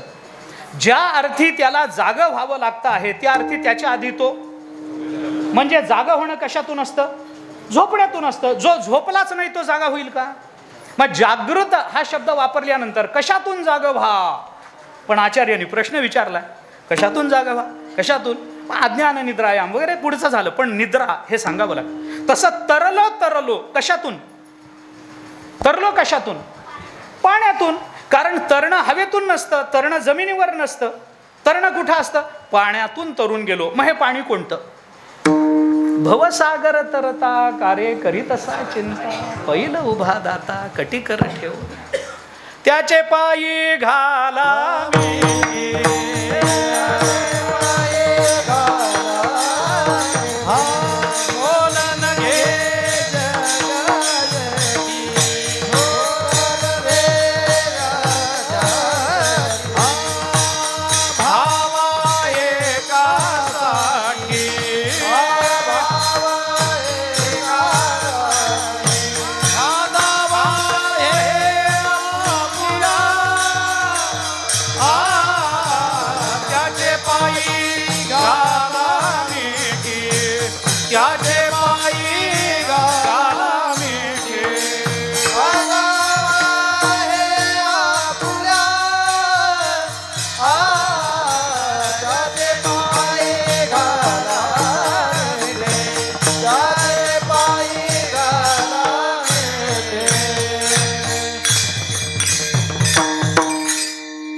त्याचे पायी घाला मिठी, मोल नेघे जग जेठी, भावा एकासाठी खांदा वाहे आपुल्या. आहे ना, तो आम्हाला त्याच्यातून सहज पलीकडे घेऊन जा. भवसिंधूचे काय कोडे दावी वाट, चाले पुढे तारू भला पांडुरंग, पाव भिजो नेदी अंग. अंग कशानं भिजतं? फक्त पाणी. कशातून तरावं लागतं? पाण्यातून. पोहून कशातून? एका माणसाला सहज विचारलं, तुम्हाला पोहता येतं का? तो म्हणला कधी कधी येतं, कधी कधी येत नाही. अरे म्हणलं असं कसं होईल? प्रश्न किती साधा आहे. तुला पोहता येतं का? तो म्हणला कधी कधी येतं आणि कधी कधी येत नाही. म्हणलं म्हणजे काय? तो म्हणला पाण्यात असलं की येतं, जमिनीवर असलं की येत नाही. अरे गाढवा, जमिनीवर तरायची गरज काय आहे पोहायची? पोहणं कशामध्ये असतं? पाण्यातच असतं. ज्ञानदेव म्हणे तरलो तरलो. कशातून तरलो? पाण्यातून ना. मग पाणी कोणतं? भवसागरातून आम्ही तरून गेलो. तेषामहम समुद्धरता मृत्यू संसार सागरा, भवामी न चिरात पार्थ मय्या वेशित चेतसा. आहे ना, ज्ञानोबारायांचं भाष्य बघा खाली. याच्याही पलीकडे जाऊन हे तरणं का गुरुकृपेनं मी तरलो हे बघायचं असेल तर 7व्या अध्यायात चला. दैवी हेषा गुणमयी मम माया दुरत्यया, मामे वये प्रपद्यन्ते माया मेताम तरंती. ते तरंती हे भगवंताने 7व्या अध्यायात बोलून दाखवलं. ज्ञानोबारायांचं त्याच्या खालचं भाष्य बघत बसा आपण. आता आपल्याला सगळं सांगायला कारण नाही. ज्ञानोबाराय म्हणतात हा माझा अनुभव आहे. ज्ञानदेव म्हणे तरलो तरलो आता उद्धरिलो गुरुकृपे. आम्ही गुरुकृपानं उद्धरून गेलो. आता तरायचं असेल तर भवसागरातून तरावं लागतं. आणि भवसागरातून तरणं याचा दुसरा अर्थ आहे परब्रह्म स्वरूपाची प्राप्ती होणं. तरुण जाणं म्हणजे काय? अन्वयानं काय बोलायचं आणि व्यतिरेकानं काय बोलायचं हा प्रश्न स्वतंत्र असेल. परंतु मी तरुण गेलो कशातून? भवसागरातून. भवसागरातून तरुण जाणं म्हणजे काय? म्हणजे परमात्म रूपता प्राप्त होणं. आता परमात्म रूपता प्राप्त व्हायची असेल तर याच्याकरता काय केलं पाहिजे? ज्ञानोबाराय म्हणतात याच्याकरता 100 गोष्टी शोधायचं कारण नाही. कारण माणसाला, मला आता बाकीचं बोलायचं नाही, पण आपल्या जीवनामध्ये ध्येय काय आहे तर परब्रह्म स्वरूपता. साध्य काय आहे? परब्रह्मस्वरूपता. ते साध्य प्राप्त होण्याकरता ज्या ज्या मार्गानं मनुष्य जातो ते मार्ग त्याला त्या साध्यापर्यंत किंवा त्या साध्यापर्यंत पोचवतीलच, याची शाश्वती आपण त्या मार्गाचं अनुकरण करण्याच्या पूर्वी देऊ शकत नाही. माझी भाषा सरळ आहे, वाक्य मोठं असलं तरी भाषा सोपी आहे. ऐका, आपल्याला त्याची खात्री देऊ शकत नाही. आपल्याला जायचंय परब्रह्म स्वरूपापर्यंत, पण कोणत्या मार्गाने जावं काय माहिती, कोणत्या मार्गाने जावं. आपल्याकडे 100 मार्ग आहेत, बाकी 100चा संकोच केला तरी 3-4 मार्ग तरी आपल्याला सांगावे लागतात. वेदापासून ते संत वाङ्मयाचा विचार केला तर आपल्याला कांडत्रय रूपिणी श्रुतीचं हे कोडीसवाणी गीता पद्यरत्नांची लेणी लिहिली आहे, हे कांडत्रय रूपिणी एवढं तरी विचार करावा लागेल की 3 कांडाचा विचार करावा लागेल. अजून एक वाढवला तर योग कांडाचा विचार घाला त्याच्यामध्ये. चला, काही फरक पडत नाही, आपण वेगळं करू त्याला. एक ज्ञानकांड आहे, एक कर्मकांड आहे, एक उपासना कांड आहे, एक योग आहे. 4 मार्गाने आपण जातो. पण मानवी जीवनाची ही शोकांतिका आहे. मी स्पष्ट शब्दामध्ये भाषा वापरतो. मी शोकांतिका असा शब्द वापरतो बरं, आणि जाणीवपूर्वक वापरतो. मानवी जीवनाची ही शोकांतिका आहे. जरा स्पष्ट बोलतो, क्षमा मागू. हां, काय शोकांतिका आहे? माणसाच्या जीवनाची ही शोकांतिका आहे महाराज, की मनुष्य आपलं जीवन संपेपर्यंत कोणत्या साधनाचा अवलंब करावा याचा विचार करत राहतो. कोणत्या साधनाचा अवलंब करावा याचा विचार आयुष्याच्या शेवटपर्यंत तो करत राहतो. आणि ज्या वेळेला कोणत्या मार्गाने जायचं हे ठरतं त्यावेळेला आयुष्य संपलेलं असतं. ही शोकांतिका आहे माणसाच्या जीवनाची. आम्ही हेच करत आलोय, अरे हे करू का ते करू, सांडी मांडी मागे केल्या बरोबरी अधिकची परी दुःखाची आहे. तुकोबाराय बोलून दाखवतो. आम्ही आतापर्यंत काय केलं? सांडी मांडी मागे केल्या बरोबरी. व्यभिचार प्रकरणातलाच अभंग आहे. सांडी मांडी मागे केल्या बरोबरी. आतापर्यंत पुष्कळ केला, सांडामांड साधनांची पुष्कळ केली, पण ही कोणती साधनं तिथपर्यंत पोचतात बाबा? कोणती नाना साधनाच्या केल्या खटपटा परित्याग भवती याच्या दारवंटा जाणू खाली आडफाटा योगाभ्यासे सिद्धी रोधिता ती वाटावो नाना साधनाच्या खटपटा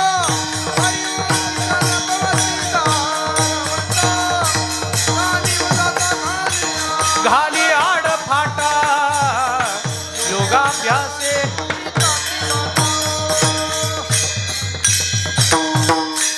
निळोबरांनी सांगितलं नाना साधनाच्या खटपटा केल्या, पण ह्याच्यातलं कोणतं साधन तिथपर्यंत पोचतं?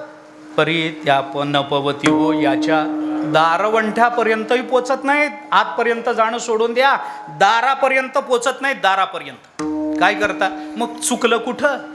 चुकलं कुठं? सगळी साधनं शास्त्राने सांगितली ना? सांगितली. ज्ञान हे साधन शास्त्राने सांगितलंय ना? सांगितलं. कर्म साधन शास्त्राने सांगितलं. तस्मात् शास्त्रम प्रमाणन्ते. कार्य शास्त्राने सांगितलं ना? कर्म हे साधन. उपासना हे साधन शास्त्राने सांगितलं ना? योग साधन शास्त्राने सांगितलं ना? मग शास्त्राने सांगितलेल्या मार्गाने जाऊ नये, आम्ही त्याच्या दारवंठ्यापर्यंत उंबरठ्यापर्यंत पोहोचत नाही. काय कारण आहे? याचं एकच कारण आहे की आम्ही त्या मार्गाने निघालो, पण आम्ही गुरुचरणाचा आश्रय केला नाही, म्हणून आम्ही तिथपर्यंत पोचू शकत नाही. ही अडचण. ज्ञानोबाराय म्हणतात, जर श्री गुरुचरणाचा आश्रय आम्ही केला तर बाकीच्या साधनांचा अवलंब करण्याचं कारण नाही. बाकीच्या सगळ्या साधनांचा अवलंब केला आणि गुरुचरणाचा आश्रय केला नाही तर केलेली साधनं वाया जातात.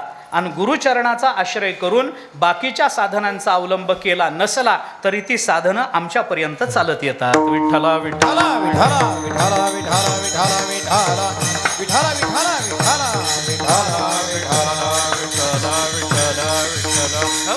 म्हणून ज्ञानोबरायांचं म्हणणं आहे, श्री गुरु सारिखा असता पाठी राखा इतराचा लेखा कोण करी. कशा करता तो लेखा करायचा? ज्ञानोबरायांच्या चिंतनामध्ये 2 भूमिका अशा आहेत. ऐका, ज्ञानोबरायांच्या चिंतनामध्ये 2 भूमिका अशा आहेत की ज्या भूमिकांचा आश्रय आम्हाला सर्व ठिकाणी करणं आवश्यक आहे, अपरिहार्य आहे, क्रमप्राप्त आहे. ऐका, 2च गोष्टींवर ज्ञानोबराय विशेषत्वानं जोर देतात. आता हे कुठं कसं सांगू मी तुम्हाला? 3 ओव्या ज्ञानोबरायांच्या फक्त सांगतो. 3 ओव्या सांगतो. आपण चिंतन करून बघा, लांबवायचं कारण नाही. ज्ञानाकरता आपल्याला एकनिष्ठता पाहिजे. ज्ञानोबरायांनी ज्ञानाचं चिंतन करताना आपल्याला सांगितलंय ऐका, दृष्टांतपूर्वक ज्ञानोबराय बोलतात, बीज चिजाहले तरू का भांगारची अलंकारू तैसा मज एकाचा विस्तारू ते हे जग. जगाचं स्वरूप सांगत असताना ज्ञानोबराय माझ्या एकट्याचा विस्तार म्हणजे जग आहे म्हणून सांगतात. तिथं एक शब्द हा विशेषत्वानं विचारात घ्या. दुसरा शब्द कर्माच्या संबंधानं जर विचारात घ्यायचा असेल तर या 18व्या अध्यायामध्ये ज्ञानोबरायांनी अर्जुनाला सांगताना हे सांगितलंय, स्वमायेचे आडवस्त्र लावोनी एकला खेळवी सूत्र. एकला, माझा मुद्दा इथं आहे, लावोनी एकला खेळवी सूत्र बाहेरी नटी छायाचित्र 84 लक्ष. या 84 लक्ष योनींना आपल्या बोटाच्या तालावर नाचवणारा एकला असतो. हा कर्मातली एकनिष्ठता इथं विचारात घ्यावी लागते. ज्ञानातली एकनिष्ठता एकाचा विस्तारू आहे, कर्मातली एकनिष्ठता एकला खेळवी सूत्र आहे. आणि भक्तीतली एकनिष्ठता बघायची असेल तर 9व्या अध्यायाच्या शेवटी चला, मन्मना भव मद्भक्तो मद्याजिमाम नमस्कुरु मामे वैश्यसी युक्तैव महात्मानं मत्परायणः. त्याच्या खालची पहिली ओवी, तू मन हे मीची करी माझिया भजनी प्रेमधरी सर्वत्र नमस्कारी मज 15 ते नाही ना, मज एकाते, मज एकाते सर्वत्र नमस्कारी. ही भक्तीतली एकनिष्ठता. कर्मातही आपल्याला वैराग्य लागतं, ज्ञानातही वैराग्य लागतं, आपल्याला भक्तीतही वैराग्य लागतं, आपल्याला योगातही वैराग्य लागत असेल तर हे वैराग्य जवळ असल्याशिवाय जसा पारमार्थिक प्रवास पूर्ण होत नाही तसं वैराग्य जवळ आलं पण सद्गुरु कृपा झाली तरी हा पारमार्थिक प्रवास पूर्ण होत नाही. याच्याकरता ज्ञानोबराय सांगतात, तुमच्याजवळ वैराग्यही असू द्या पण श्री गुरु सारिखा असता पाठीराखा. त्या वैराग्यातही आम्हाला श्रीगुरु हे पाठीराखे लागणार आहेत, कारण ज्ञानातही श्रीगुरु हे पाठीराखे आपल्याला लागतात, आपल्याला कर्मातही श्रीगुरु लागतात, आपल्याला भक्तीतही श्रीगुरु लागतात, आपल्याला योगातही श्रीगुरु लागतात. प्रमाण देऊ सगळ्याची वेळ जाईल आपला, फक्त धावती प्रमाण सांगून जातो. आपल्याला ज्ञानाकरता सद्गुरू लागतात, याच्याकरता तर फार मोठं शास्त्र आहे. सगळा वेदांत त्याच आधारानं चालतो. सद्गुरूशिवाय ज्ञान शक्यच नाही. आपण किती प्रयत्न करा, गुरु तेथ ज्ञान ज्ञानी आत्मदर्शन दर्शनी समाधान अति जैसे. कितीतरी प्रमाण ते चालते ज्ञानाचे बिंब तयाचे अवयव हे सुखाचे कोंब हे रमाणुसपणाची भांब लोकची भागू. ज्ञानोबराय बोलतात आहे ना, कितीतरी प्रमाण आपल्याला देता येतील. ज्ञानाशिवाय ज्ञान पाहिजे ना तुम्हाला, जा बाबा तिथे. तद्विद्ये प्रणिपातेन परिप्रश्नेन सेवया उपदेक्षन्ति ते ज्ञानम ज्ञानिनस्तत्वदर्शिनः. ते ज्ञान पैगा बरवे जरी मनी आथी आणावे तरी संताया भजावे. ज्ञानाचा कुरुठा तेथ सेवा हा दारवंठा. तो स्वाधीन करी सुभटा ओळगोनी तनु मनु जीवे चरणासी लागावे अगर्वता करावे दास्य सकळ. मग अपेक्षित जे आपुले तेही सांगती पुसले अंतःकरण बोधले संकल्पा न ये. अंतःकरण संकल्पा न ये ऐसे बोधिले कोण करतं? त्याच्याकरता एकच आश्रय, सद्गुरूंकडे गेलं पाहिजे. उपनिषदाने आपल्याला चिंतन सांगितलं, कर्मानं तुमचं अंतःकरण शुद्ध होईल, पण ते शुद्ध झालेलं अंतःकरण आपल्याला ब्रह्मज्ञान प्राप्त करून देईलच याची शाश्वती नाही. कर्म आम्हाला अंतःकरण शुद्धीपर्यंत नेतील, पण ज्ञान हवं असेल तर आपल्याला गुरुकडे जावं लागेल. उपनिषदाने आपल्याला सांगितलं, कर्म काय करतं? परीक्ष लोकान कर्मचितान तस्मात ब्राह्मण निर्वेद मायान नास्ती अकृतः कृतेन तद विज्ञानार्थम गुरुमेव अभिगच्छेत. समित पाणी श्रोत्रियम ब्रह्मनिष्ठम. श्रोत्रिय ब्रह्मनिष्ठ असणाऱ्या गुरुकडे जा. कशा करता? तद विज्ञानार्थम, त्या ज्ञानाकरता गुरुकडे जा. अंतःकरण शुद्धी झाली म्हणजे जीवनात सगळं साध्य झालं नाही, सद्गुरु कृपांकित झालं पाहिजे आणि सद्गुरूंकडे आपण गेलं पाहिजे. कसं जा? समित पाणी हातामध्ये समिधा घेऊन जा. कोणत्या गुरुकडे जा? श्रोत्रियम ब्रह्मनिष्ठम. श्रोत्रिय आणि ब्रह्मनिष्ठ गुरुकडे जा. हे उपनिषदाने आपल्याला सांगितलं.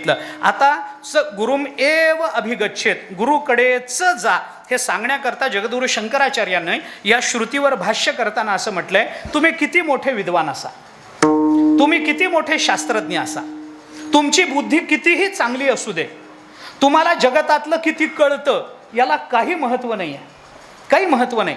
ज्ञानोबारांनी हे चिंतन, आचार्यांनी हे चिंतन जरा विशेषत्वाने केलं. आपल्याला त्याचं प्रमाण, आचार्यांचं काय बोलणं आहे ते सांगतो. आचार्य म्हणतात, तुम्ही किती मोठे शास्त्रज्ञ असा, शास्त्रज्ञ अपि स्वातंत्र्येण ब्रह्मज्ञानान्वेषणम न कुर्यात गुरुम एव अभिगच्छेत. आचार्य म्हणतात, तुम्ही मोठे शास्त्रज्ञ असा, तुमची बुद्धी किती चांगली असू दे, किती ज्ञानोबारायांनी त्याचा खुलासा करताना 15व्या अध्यायामध्ये म्हटलंय, ते ज्ञानही आपैसे होईल, प्रज्ञा परिमाणूही उगाणा घेईल, सकळ शास्त्राची येईल सर्वस्व हाता, परिते व्युत्पत्ती ऐसी, जरी विरक्ती नरिगे मानसी, सर्वात्मका मजसी न होय भेटी. भगवान बोलतात, भगवंताच्या मुखातून ज्ञानोबाराय बोलतात, अरे बाबा तुम्ही किती मोठे असा, ते ज्ञानही अपैसे होईल, प्रज्ञा परिमाणूही उगाणा घेईल. या जगतामध्ये किती अणुरेणू भरून राहिलेले आहेत, हा याचा हिशोब तुमची बुद्धी करू शकेल. इतकी तुमची बुद्धी चांगली असेल, पण तुम्हाला ज्ञान प्राप्त करून घ्यायचं असेल तर स्वतःची बुद्धी वापरून चालत नाही. मग त्याच्याकरता काय करावं लागतं? गुरुमेव अभिगच्छेत, गुरुकडेच जा. हा उपनिषदाचा सिद्धांत जर आपण डोळ्यासमोर ठेवला तर ज्ञानाकरता गुरुकडे जावं लागेल. किती उदाहरणं देऊ तुम्हाला? उदाहरण मी अनेक वेळेला देतो, अनेक वेळेला. भगवान श्रीकृष्ण गोकुळात गेले, वसुदेवाने भगवंताला गोकुळामध्ये ठेवलं, तिथली माया उचलली आणि वसुदेव पुन्हा माघारी फिरले. गोकुळातली माया गेली, माया निवृत्त झाली. गोकुळातली माया निवृत्त झाल्यामुळे गोकुळामध्ये जर मायाच राहिली नाही तर माया कार्यही काही नाही. त्यामुळे गोकुळातल्या लोकांना ब्रह्मज्ञान झालं, गोकुळीच्या लोका झाले ब्रह्मज्ञान, केलिया वाचोनी जप तपे. गोकुळातल्या लोकांना ब्रह्मज्ञान झालं. आता गोकुळातल्या सगळ्या गोपिका, गोकुळातले सगळे गोपाळ ब्रह्मज्ञानी झाले की नाही? झाले. मायाच निघून गेली, माया निघून गेली. एखाद्या शिष्याच्या जीवनातली माया निवृत्त करणारे सद्गुरू हे त्याच्या जीवनामध्ये फार मोठ्या पुण्याईनं त्याला प्राप्त होतं. एखादे सद्गुरू आपल्या एखाद्याच शिष्याच्या जीवनातली माया निवृत्त करतात. पण वसुदेव असे सद्गुरू आहेत, गावाची माया उचलून घेऊन गेले हो, एकाची नाही, गावाची माया उचलून नेली. गोकुळातल्या लोकांना ब्रह्मज्ञान झालं, सगळ्यांना सगळे ब्रह्मज्ञान सगळे ब्रह्मज्ञान. भगवान आले गोकुळामध्ये. गर्ग संहितेमध्ये विचार, गर्गाचार्य यायचे वारंवार भगवंताच्या दर्शनात. मग गर्गाचार्य आले एके दिवशी भगवंताच्या दर्शनात. गोपिका पाळण्याभोवती उभ्या होत्या. गर्गाचार्य आले, म्हटलं की गोपिकांनी रस्ता घ्या, दर्शन घ्या, तुम्ही पहिले. तुम्ही का महाराज आहेत? तुम्ही पहिले दर्शन घ्या, बारी राहील मागे, राहू द्या, तुम्ही आधी दर्शन घ्या. तुम्ही महाराज, गर्गाचार्य महाराज आचार्य आहेत आपण, या घ्या दर्शन घेतलं गर्गाचार्याने. बाजूला आसन होतं, आसनावर जाऊन बसले. बसल्यानंतर या गोपिका गर्गाचार्यांसमोर जाऊन बसले. आणि गर्गाचार्य, आमच्या मनात एक प्रश्न आहे. बोला, काय प्रश्न आहे? त्याने विचारलं, म्हणे हे ब्रह्म काय असतो? कोण विचारतं? गोपिका. कुणाला? गर्गाचार्यांना. ब्रह्म काय भानगड आहे? अरे ते तिथंच पाळण्यामध्ये झोपलंय ना. तुम्हीच ब्रह्मज्ञानी झालात ना, गोकुळीच्या लोका झाले ब्रह्मज्ञान, केलिया वाचून जपतपे झालं ना, जपतप केलिया वाचून तुम्हाला ब्रह्मज्ञान झालं ना. मग आता काय विचारता पुन्हा? ब्रह्म म्हणजे काय असतं ते कशाकरता विचारता? याचं उत्तर वल्लभाचार्यांनी भागवताच्या सुबोधिनी नावाच्या त्यांच्या टीकेमध्ये दिले. वल्लभाचार्यांनी त्याचं उत्तर देताना असं म्हटलं की गोकुळातली माया निवृत्त झाली हे खरंय, गोकुळातल्या लोकांना ब्रह्मज्ञान झालं हेही खरंय. मग त्याने का विचारलं गर्गाचार्यांना ब्रह्म म्हणजे काय असतं? तर ब्रह्मज्ञानाने विचारावं काय ब्रह्म म्हणजे काय? विचारू नये. मग गोपिकांनी का विचारलं? त्याचं उत्तर देताना वल्लभाचार्यांनी असं उत्तर दिलं की गोपिकांना ब्रह्मज्ञान झालं होतं तरी गर्गाचार्यांना विचारलं, कारण आधी झालेलं ब्रह्मज्ञान गुरुकडून झालं नव्हतं आणि गुरुकडून झाल्याशिवाय ते खरं होत नाही, म्हणून विचारावं लागलं. विठ्ठला विठ्ठला विठ्ठला विठ्ठला विठ्ठला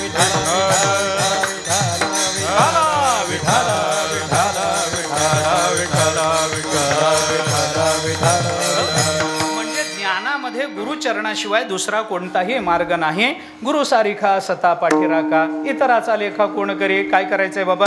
हे ज्ञानाच्या बाबतीत झालं. आपण जर पुढे योगाच्या बाबतीत विचार करा, योगामध्ये तत्रैकाग्रम मनः कृत्वा या श्लोकाच्या खालची पहिली ओवी वाचा ज्ञानोबारांची.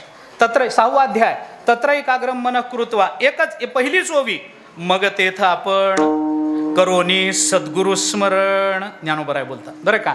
मग तेथ आपण करो एकाग्र अंतःकरण करोनी सद्गुरु स्मरण अनुभवी. जे ज्ञानोबराय बोलतात ना, सद्गुरूंचं स्मरण केल्याशिवाय आपल्याला चित्त एकाग्र केलं आणि सद्गुरूंचं स्मरण जर केलं नाही तर एकाग्र झालेलं चित्त सुद्धा ब्रह्मतत्वापर्यंत पोचू शकत नाही. जर अनुभवी जे इथपर्यंत यायचं असेल तर योगामध्ये सुद्धा सद्गुरु स्मरण करणं आवश्यक आहे. विठ्ठला विठ्ठला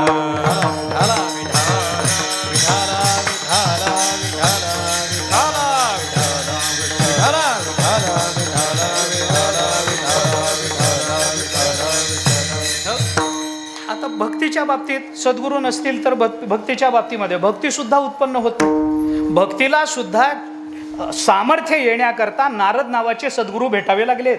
त्याच्याशिवाय भागलं नाही.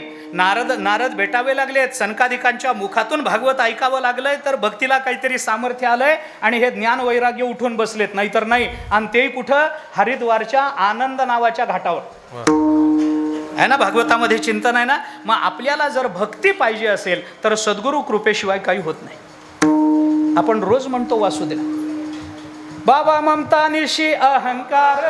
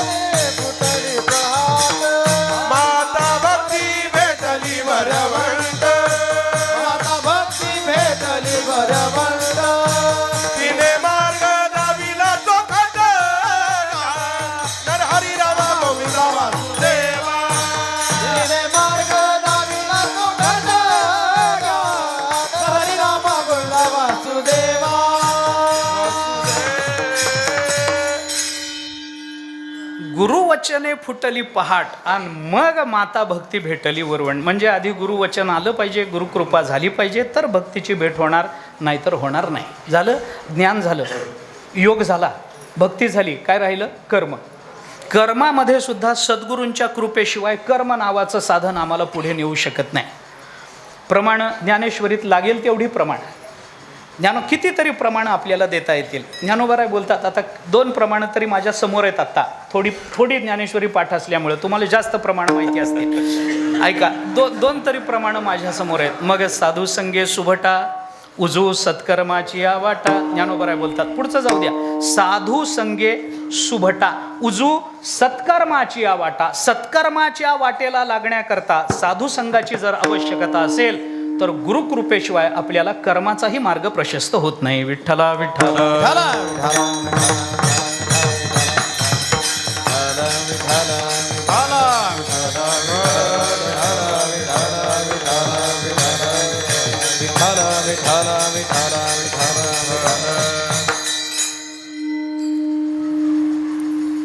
पै संतासवे वसता योग ज्ञानी पैसता गुरुचरण उपासिता वैराग्यशी येण्याची सत्कर्मे अशेषही अज्ञान विरमे जयाचे अहम विश्रामे आत्मरूपी. येण्याची सत्कर्मे. कोणते सत्कर्मे? कोणते सत्कर्म कशाला म्हणतात? अरे सद्गुरूंच्या चरणाला लागणं हेच जर सत्कर्म असेल तर त्या सत्कर्मानंच आम्हाला परब्रह्म स्वरूपता प्राप्त होऊ शकते. कारण हे जे परब्रह्म म्हणताना ते परब्रह्म सद्गुरूंच्या चरणातच राहत असतं. सद्गुरू परब्रह्म रूप आहेत असं मी म्हणत नाही आहे. परब्रह्म सद्गुरूंच्या चरणाजवळ राहत असतं असं ज्ञानोबारायांनी 15व्या अध्यायाच्या नमनाच्या शेवटी म्हटलंय म्हणून बोलतोय. ज्ञानोबाराय बोलतात म्हणून, माझी भाषाच नाही. ज्ञानोबाराय बोलतात, हे ज्ञानासी न चोजवे ध्यानासी ही नागवे ते अगोचर फावे गोठी माझी एवढे एक सौभग वळघे वाचेचे अंग गुरुपाद पद्म पराग लाहे जैका. विठ्ठला विठ्ठला विठ्ठला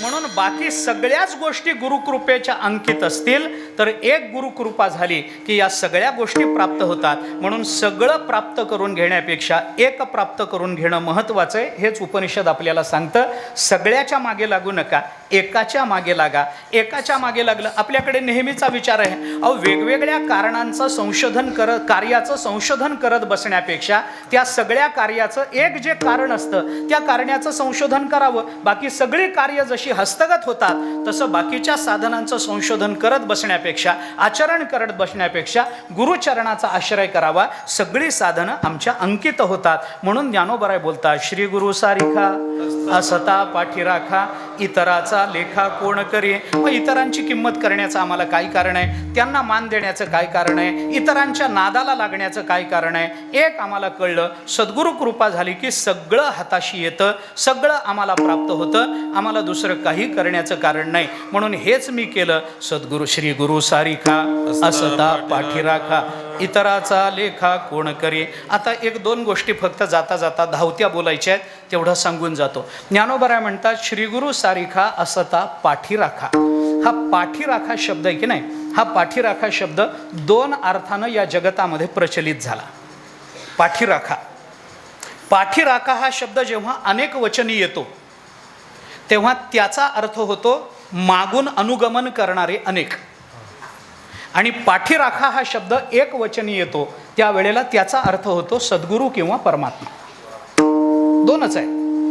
आता याची उदाहरणं मला द्यायची नाही आहेत, पण दिल्याशिवाय कळत नाही म्हणून बोलावं लागतं. अनेक पाठीराखे जेव्हा असतात की नाही, तेव्हा ते पाठी राहून काय गोंधळ करतील सांगता येत नाही. हे पाठ राखतीलच याची शाश्वती देता येत नाही. अनेक पाठीराखे नेत्याच्या मागे असतात. त्यांना पाठीराखेच म्हणतात ना, नेत्याच्या मागे उभे असतात ते पाठीराखेच असतात. पण ते पाठीराखे असतात का नसतात हे कसं ओळखायचं? ते मतदानाचा निकाल लागल्याशिवाय कळत नाही, ते कळत नाही. हे पाठीराखे कसं म्हणायचं? हा अनेक वचनी पाठीराखे म्हणजे काय? मागे राहून पाठिंबा देणारे.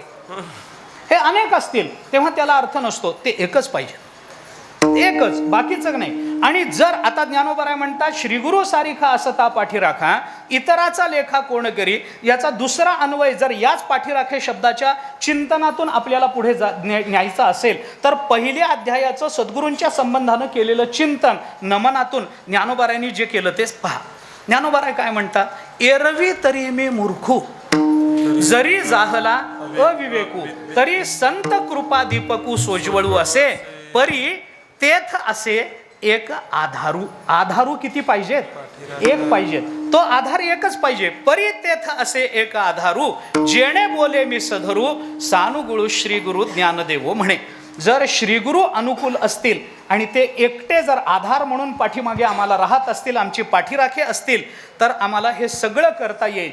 पण जर श्रीगुरु पाठीराखे नसतील तर एरवी मी मूर्ख ठरे. म्हणजे सद्गुरू पाठीमागे नसतील तर मनुष्य कोणत्या साधनेत प्रवृत्त होतो याला महत्व नाही, तो मूर्ख ठरतो. हे महत्वाचं आहे. विठ्ठला विठ्ठला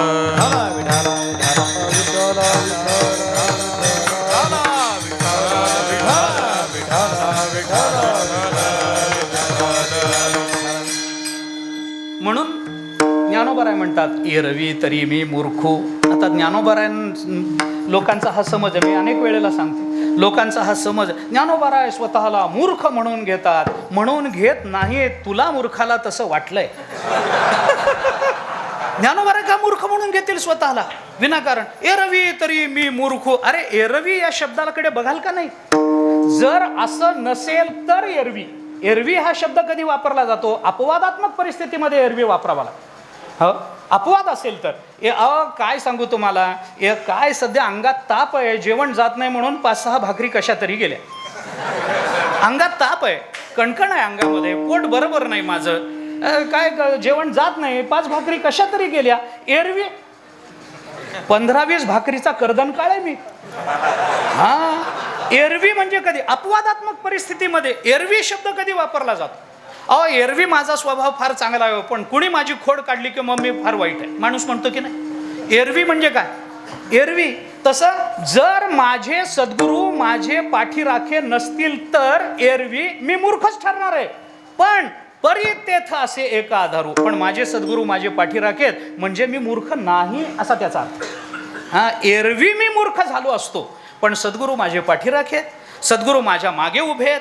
परितेथ असे एक आधारू, पण माझा एक आधार आहे, आणि तो आधार जर मला नसता तर एरवी मी मूर्ख ठरलो असतो. पण एरवी शब्दानंतर जर पण येत असेल तर त्याला जास्त महत्त्व येतं. पण माझे सद्गुरू हे माझा आधार आहेत आणि त्यांच्याच जोरावर मी हा ग्रंथ निर्माण करतो आहे.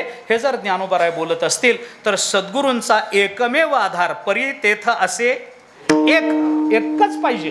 एक श्रीगुरु सारिखा असता एकच पाठी राखा. मग इतराचा लेखा कोण करी? मग कशा करता? म्हणून इतराचा लेखा करण्याचं आम्हाला कारण नाही, हे ज्ञानोबाराय बोलून दाखवतात. आणि ज्ञानोबारायने इथं श्रीगुरु सारिखा असता पाठी राखा असं म्हटलंय. काय असतं आपल्याकडे? गुरु सारिखा असं नाही म्हटलं ज्ञानोबाराय, श्रीगुरु सारिखा असं म्हटलं. काही प्रतीमध्ये सद्गुरु सारिखा असा पाठ आहे, काही प्रतीमध्ये आहे, पण बहुतांश प्रचलित पाठ श्रीगुरु सारिखा असा आहे. श्रीगुरु सारिख, कारण काय आहे, शास्त्र असं सांगतं श्री कुणाला लावावं याचे काही नियम आहे. कुणाच्याही नावामागे श्री लावून चालत नाही. आपण कुणाच्याही नावामागे लावतो. लग्नाची पत्रिका देताना श्री लिहितो की नाही? श्रीमान अमुक अमुक अमुक ये आपण लग्नाला या. श्रीमान कसला श्रीमान? कसला श्री? श्री शब्दाचा अर्थ आहे लक्ष्मी. लक्ष्मीमान आहे का तो? म्हणायचं असतं राजमान्य राजश्री. रा लिहिण्याची पूर्वी पद्धत होती.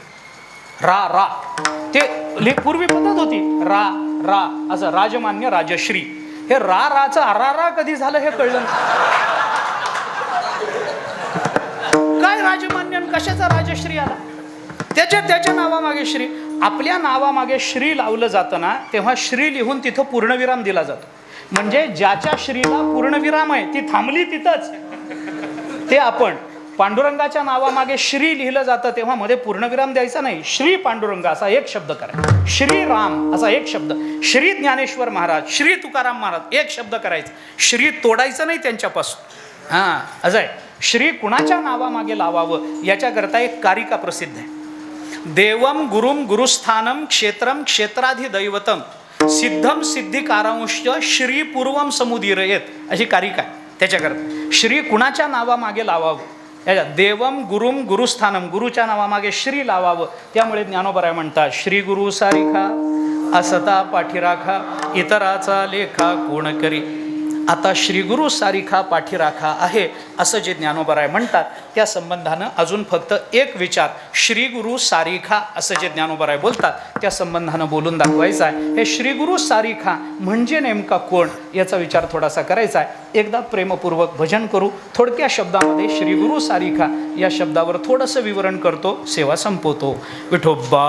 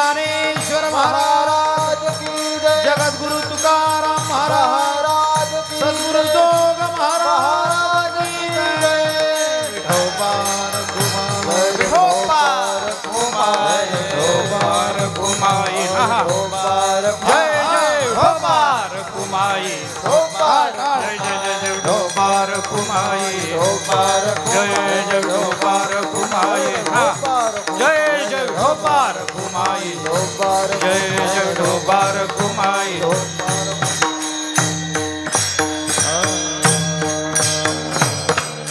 श्री गुरु सारिखा असता पाठी राखा इतराचा लेखा कोण करी श्री गुरु सारिखा असता पाठी राखा इतराचा लेखा कोण करी. सद्गुरू श्री ज्ञानेश्वर महाराज आपल्या सद्गुरूंचं चिंतन करतात आणि त्यांच्यासारखा पाठीराखा असेल तर मग आपल्याला इतरांचं कुणाचीही चिंता करण्याचं काळजी करण्याचं कारण नाही. हा माझा व्यक्तिगत अनुभव आहे. कारण ज्ञानदेव म्हणे तरलो तरलो आता उद्धरिलो गुरुकृपे असं ज्ञानोबराय आपला अनुभव बोलून दाखवतात. त्या संबंधातला थोडासा विचार आपण करून आलो. फक्त श्री गुरु सारिखा असा शब्द जो ज्ञानेश्वर महाराजांनी उच्चारला त्याच्या अर्थाने काय चिंतन करायचं तेवढं 1-2 मिनिटामध्ये फक्त सांगतो. श्री गुरु सारिखा, सारिखा हे जे पद आहे ना हे पद आपल्याला दोघांची तुलना करण्यासारखे वापरलं जातं. याच्यासारखं ते त्याच्यासारखं हे. मग श्री गुरु सारिखा दुसरा कोण आहे? श्री गुरु सारिखा असता पाठीराखा म्हणजे दुसरा असण्याचं कारणच काय? इतराचा लेखा कोण करी या चरणामध्ये 2 अलंकार प्रकट झालेत. साहित्य दृष्टीने या चरणामध्ये 2 अलंकार आहेत. इतराचा लेखा कोण करी हा परिसंख्या नावाचा अलंकार आहे बरं का. परिसंख्येमध्ये 2 प्रकार होतात. एक शुद्धा परिसंख्या आहे आणि एक प्रश्नपूर्विका परिसंख्या आहे. असे 2 अलंकार परिसंख्येमध्ये येतात. त्याच्यामध्ये हा शुद्धा परिसंख्येचे उदाहरण आहे इतराचा लेखा. प्रश्नपूर्विका परिसंख्येचं उदाहरण आहे इतराचा लेखा कोण करी. कोण करी म्हणजे कोणी करणार नाही असा त्याचा अर्थ आहे. दुसऱ्या कोणाचं चिंतन करण्याचं आम्हाला कारण नाही. हा परिसंख्या नावाचा एक अलंकार आहे. आणि दुसरा एक अलंकार याच्यामध्ये प्रकट झाला आहे श्री गुरु सारिखा. सारिखा म्हणजे कुणा सारिखा तर कुणासारखाही नाही. तुलना करणं 2 पद्धतीनं असतं. साहित्यामध्ये तुलनेचा 2 पद्धतीनं विचार होतो बरं का. एक अवांतर तुलना आहे आणि दुसरी परमतुलना आहे बरं का. एका पदार्थाची दुसऱ्या पदार्थाशी केलेली तुलना ही अवांतर तुलना असते. म्हणजे हा एक पायरी आंबा आहे दुसरा हापूस आंबा आहे. आंब्याची दुसऱ्या आंब्याच्या जातीबरोबर केलेली जी तुलना असते त्याला अवांतर तुलना म्हणतात.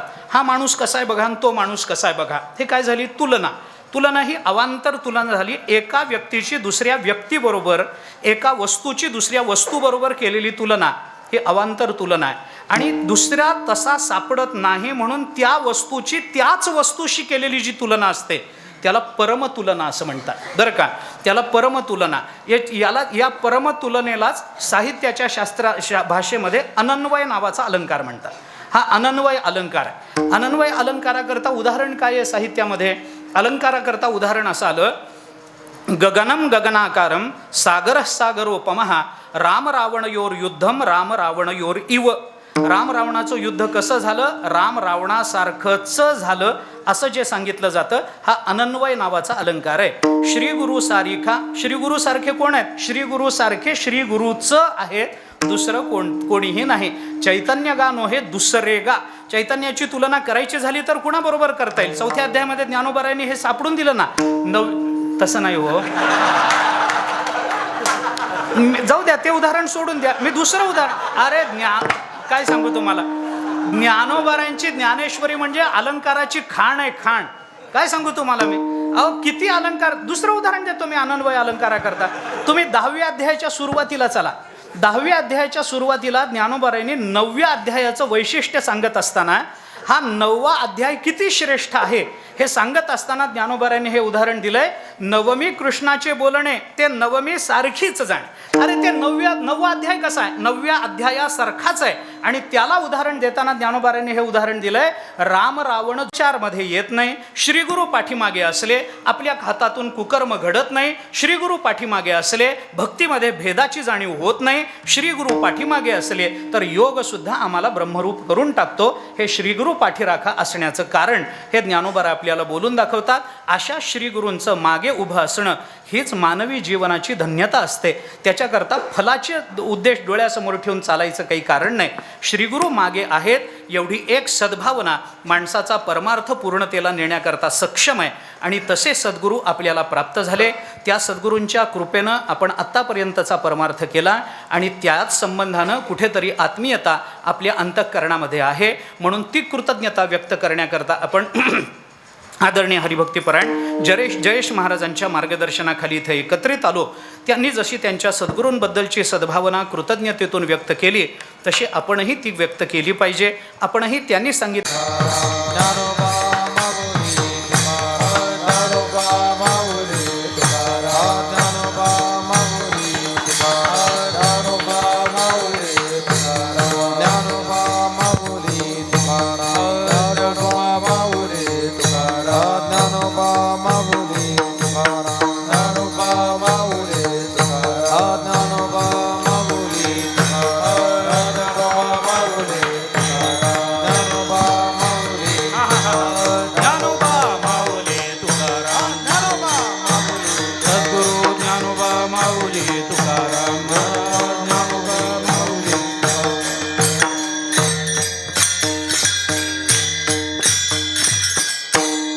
चरणी नतमस्तक आहे. गायक मंडळी, वादक मंडळी, ओंकार महाराज, आपण सगळे आपल्या सर्वांच्या प्रति कृतज्ञता व्यक्त करतो. सर्वांच्या चरणी नतमस्तक होतो आणि सेवेला विराम देतो.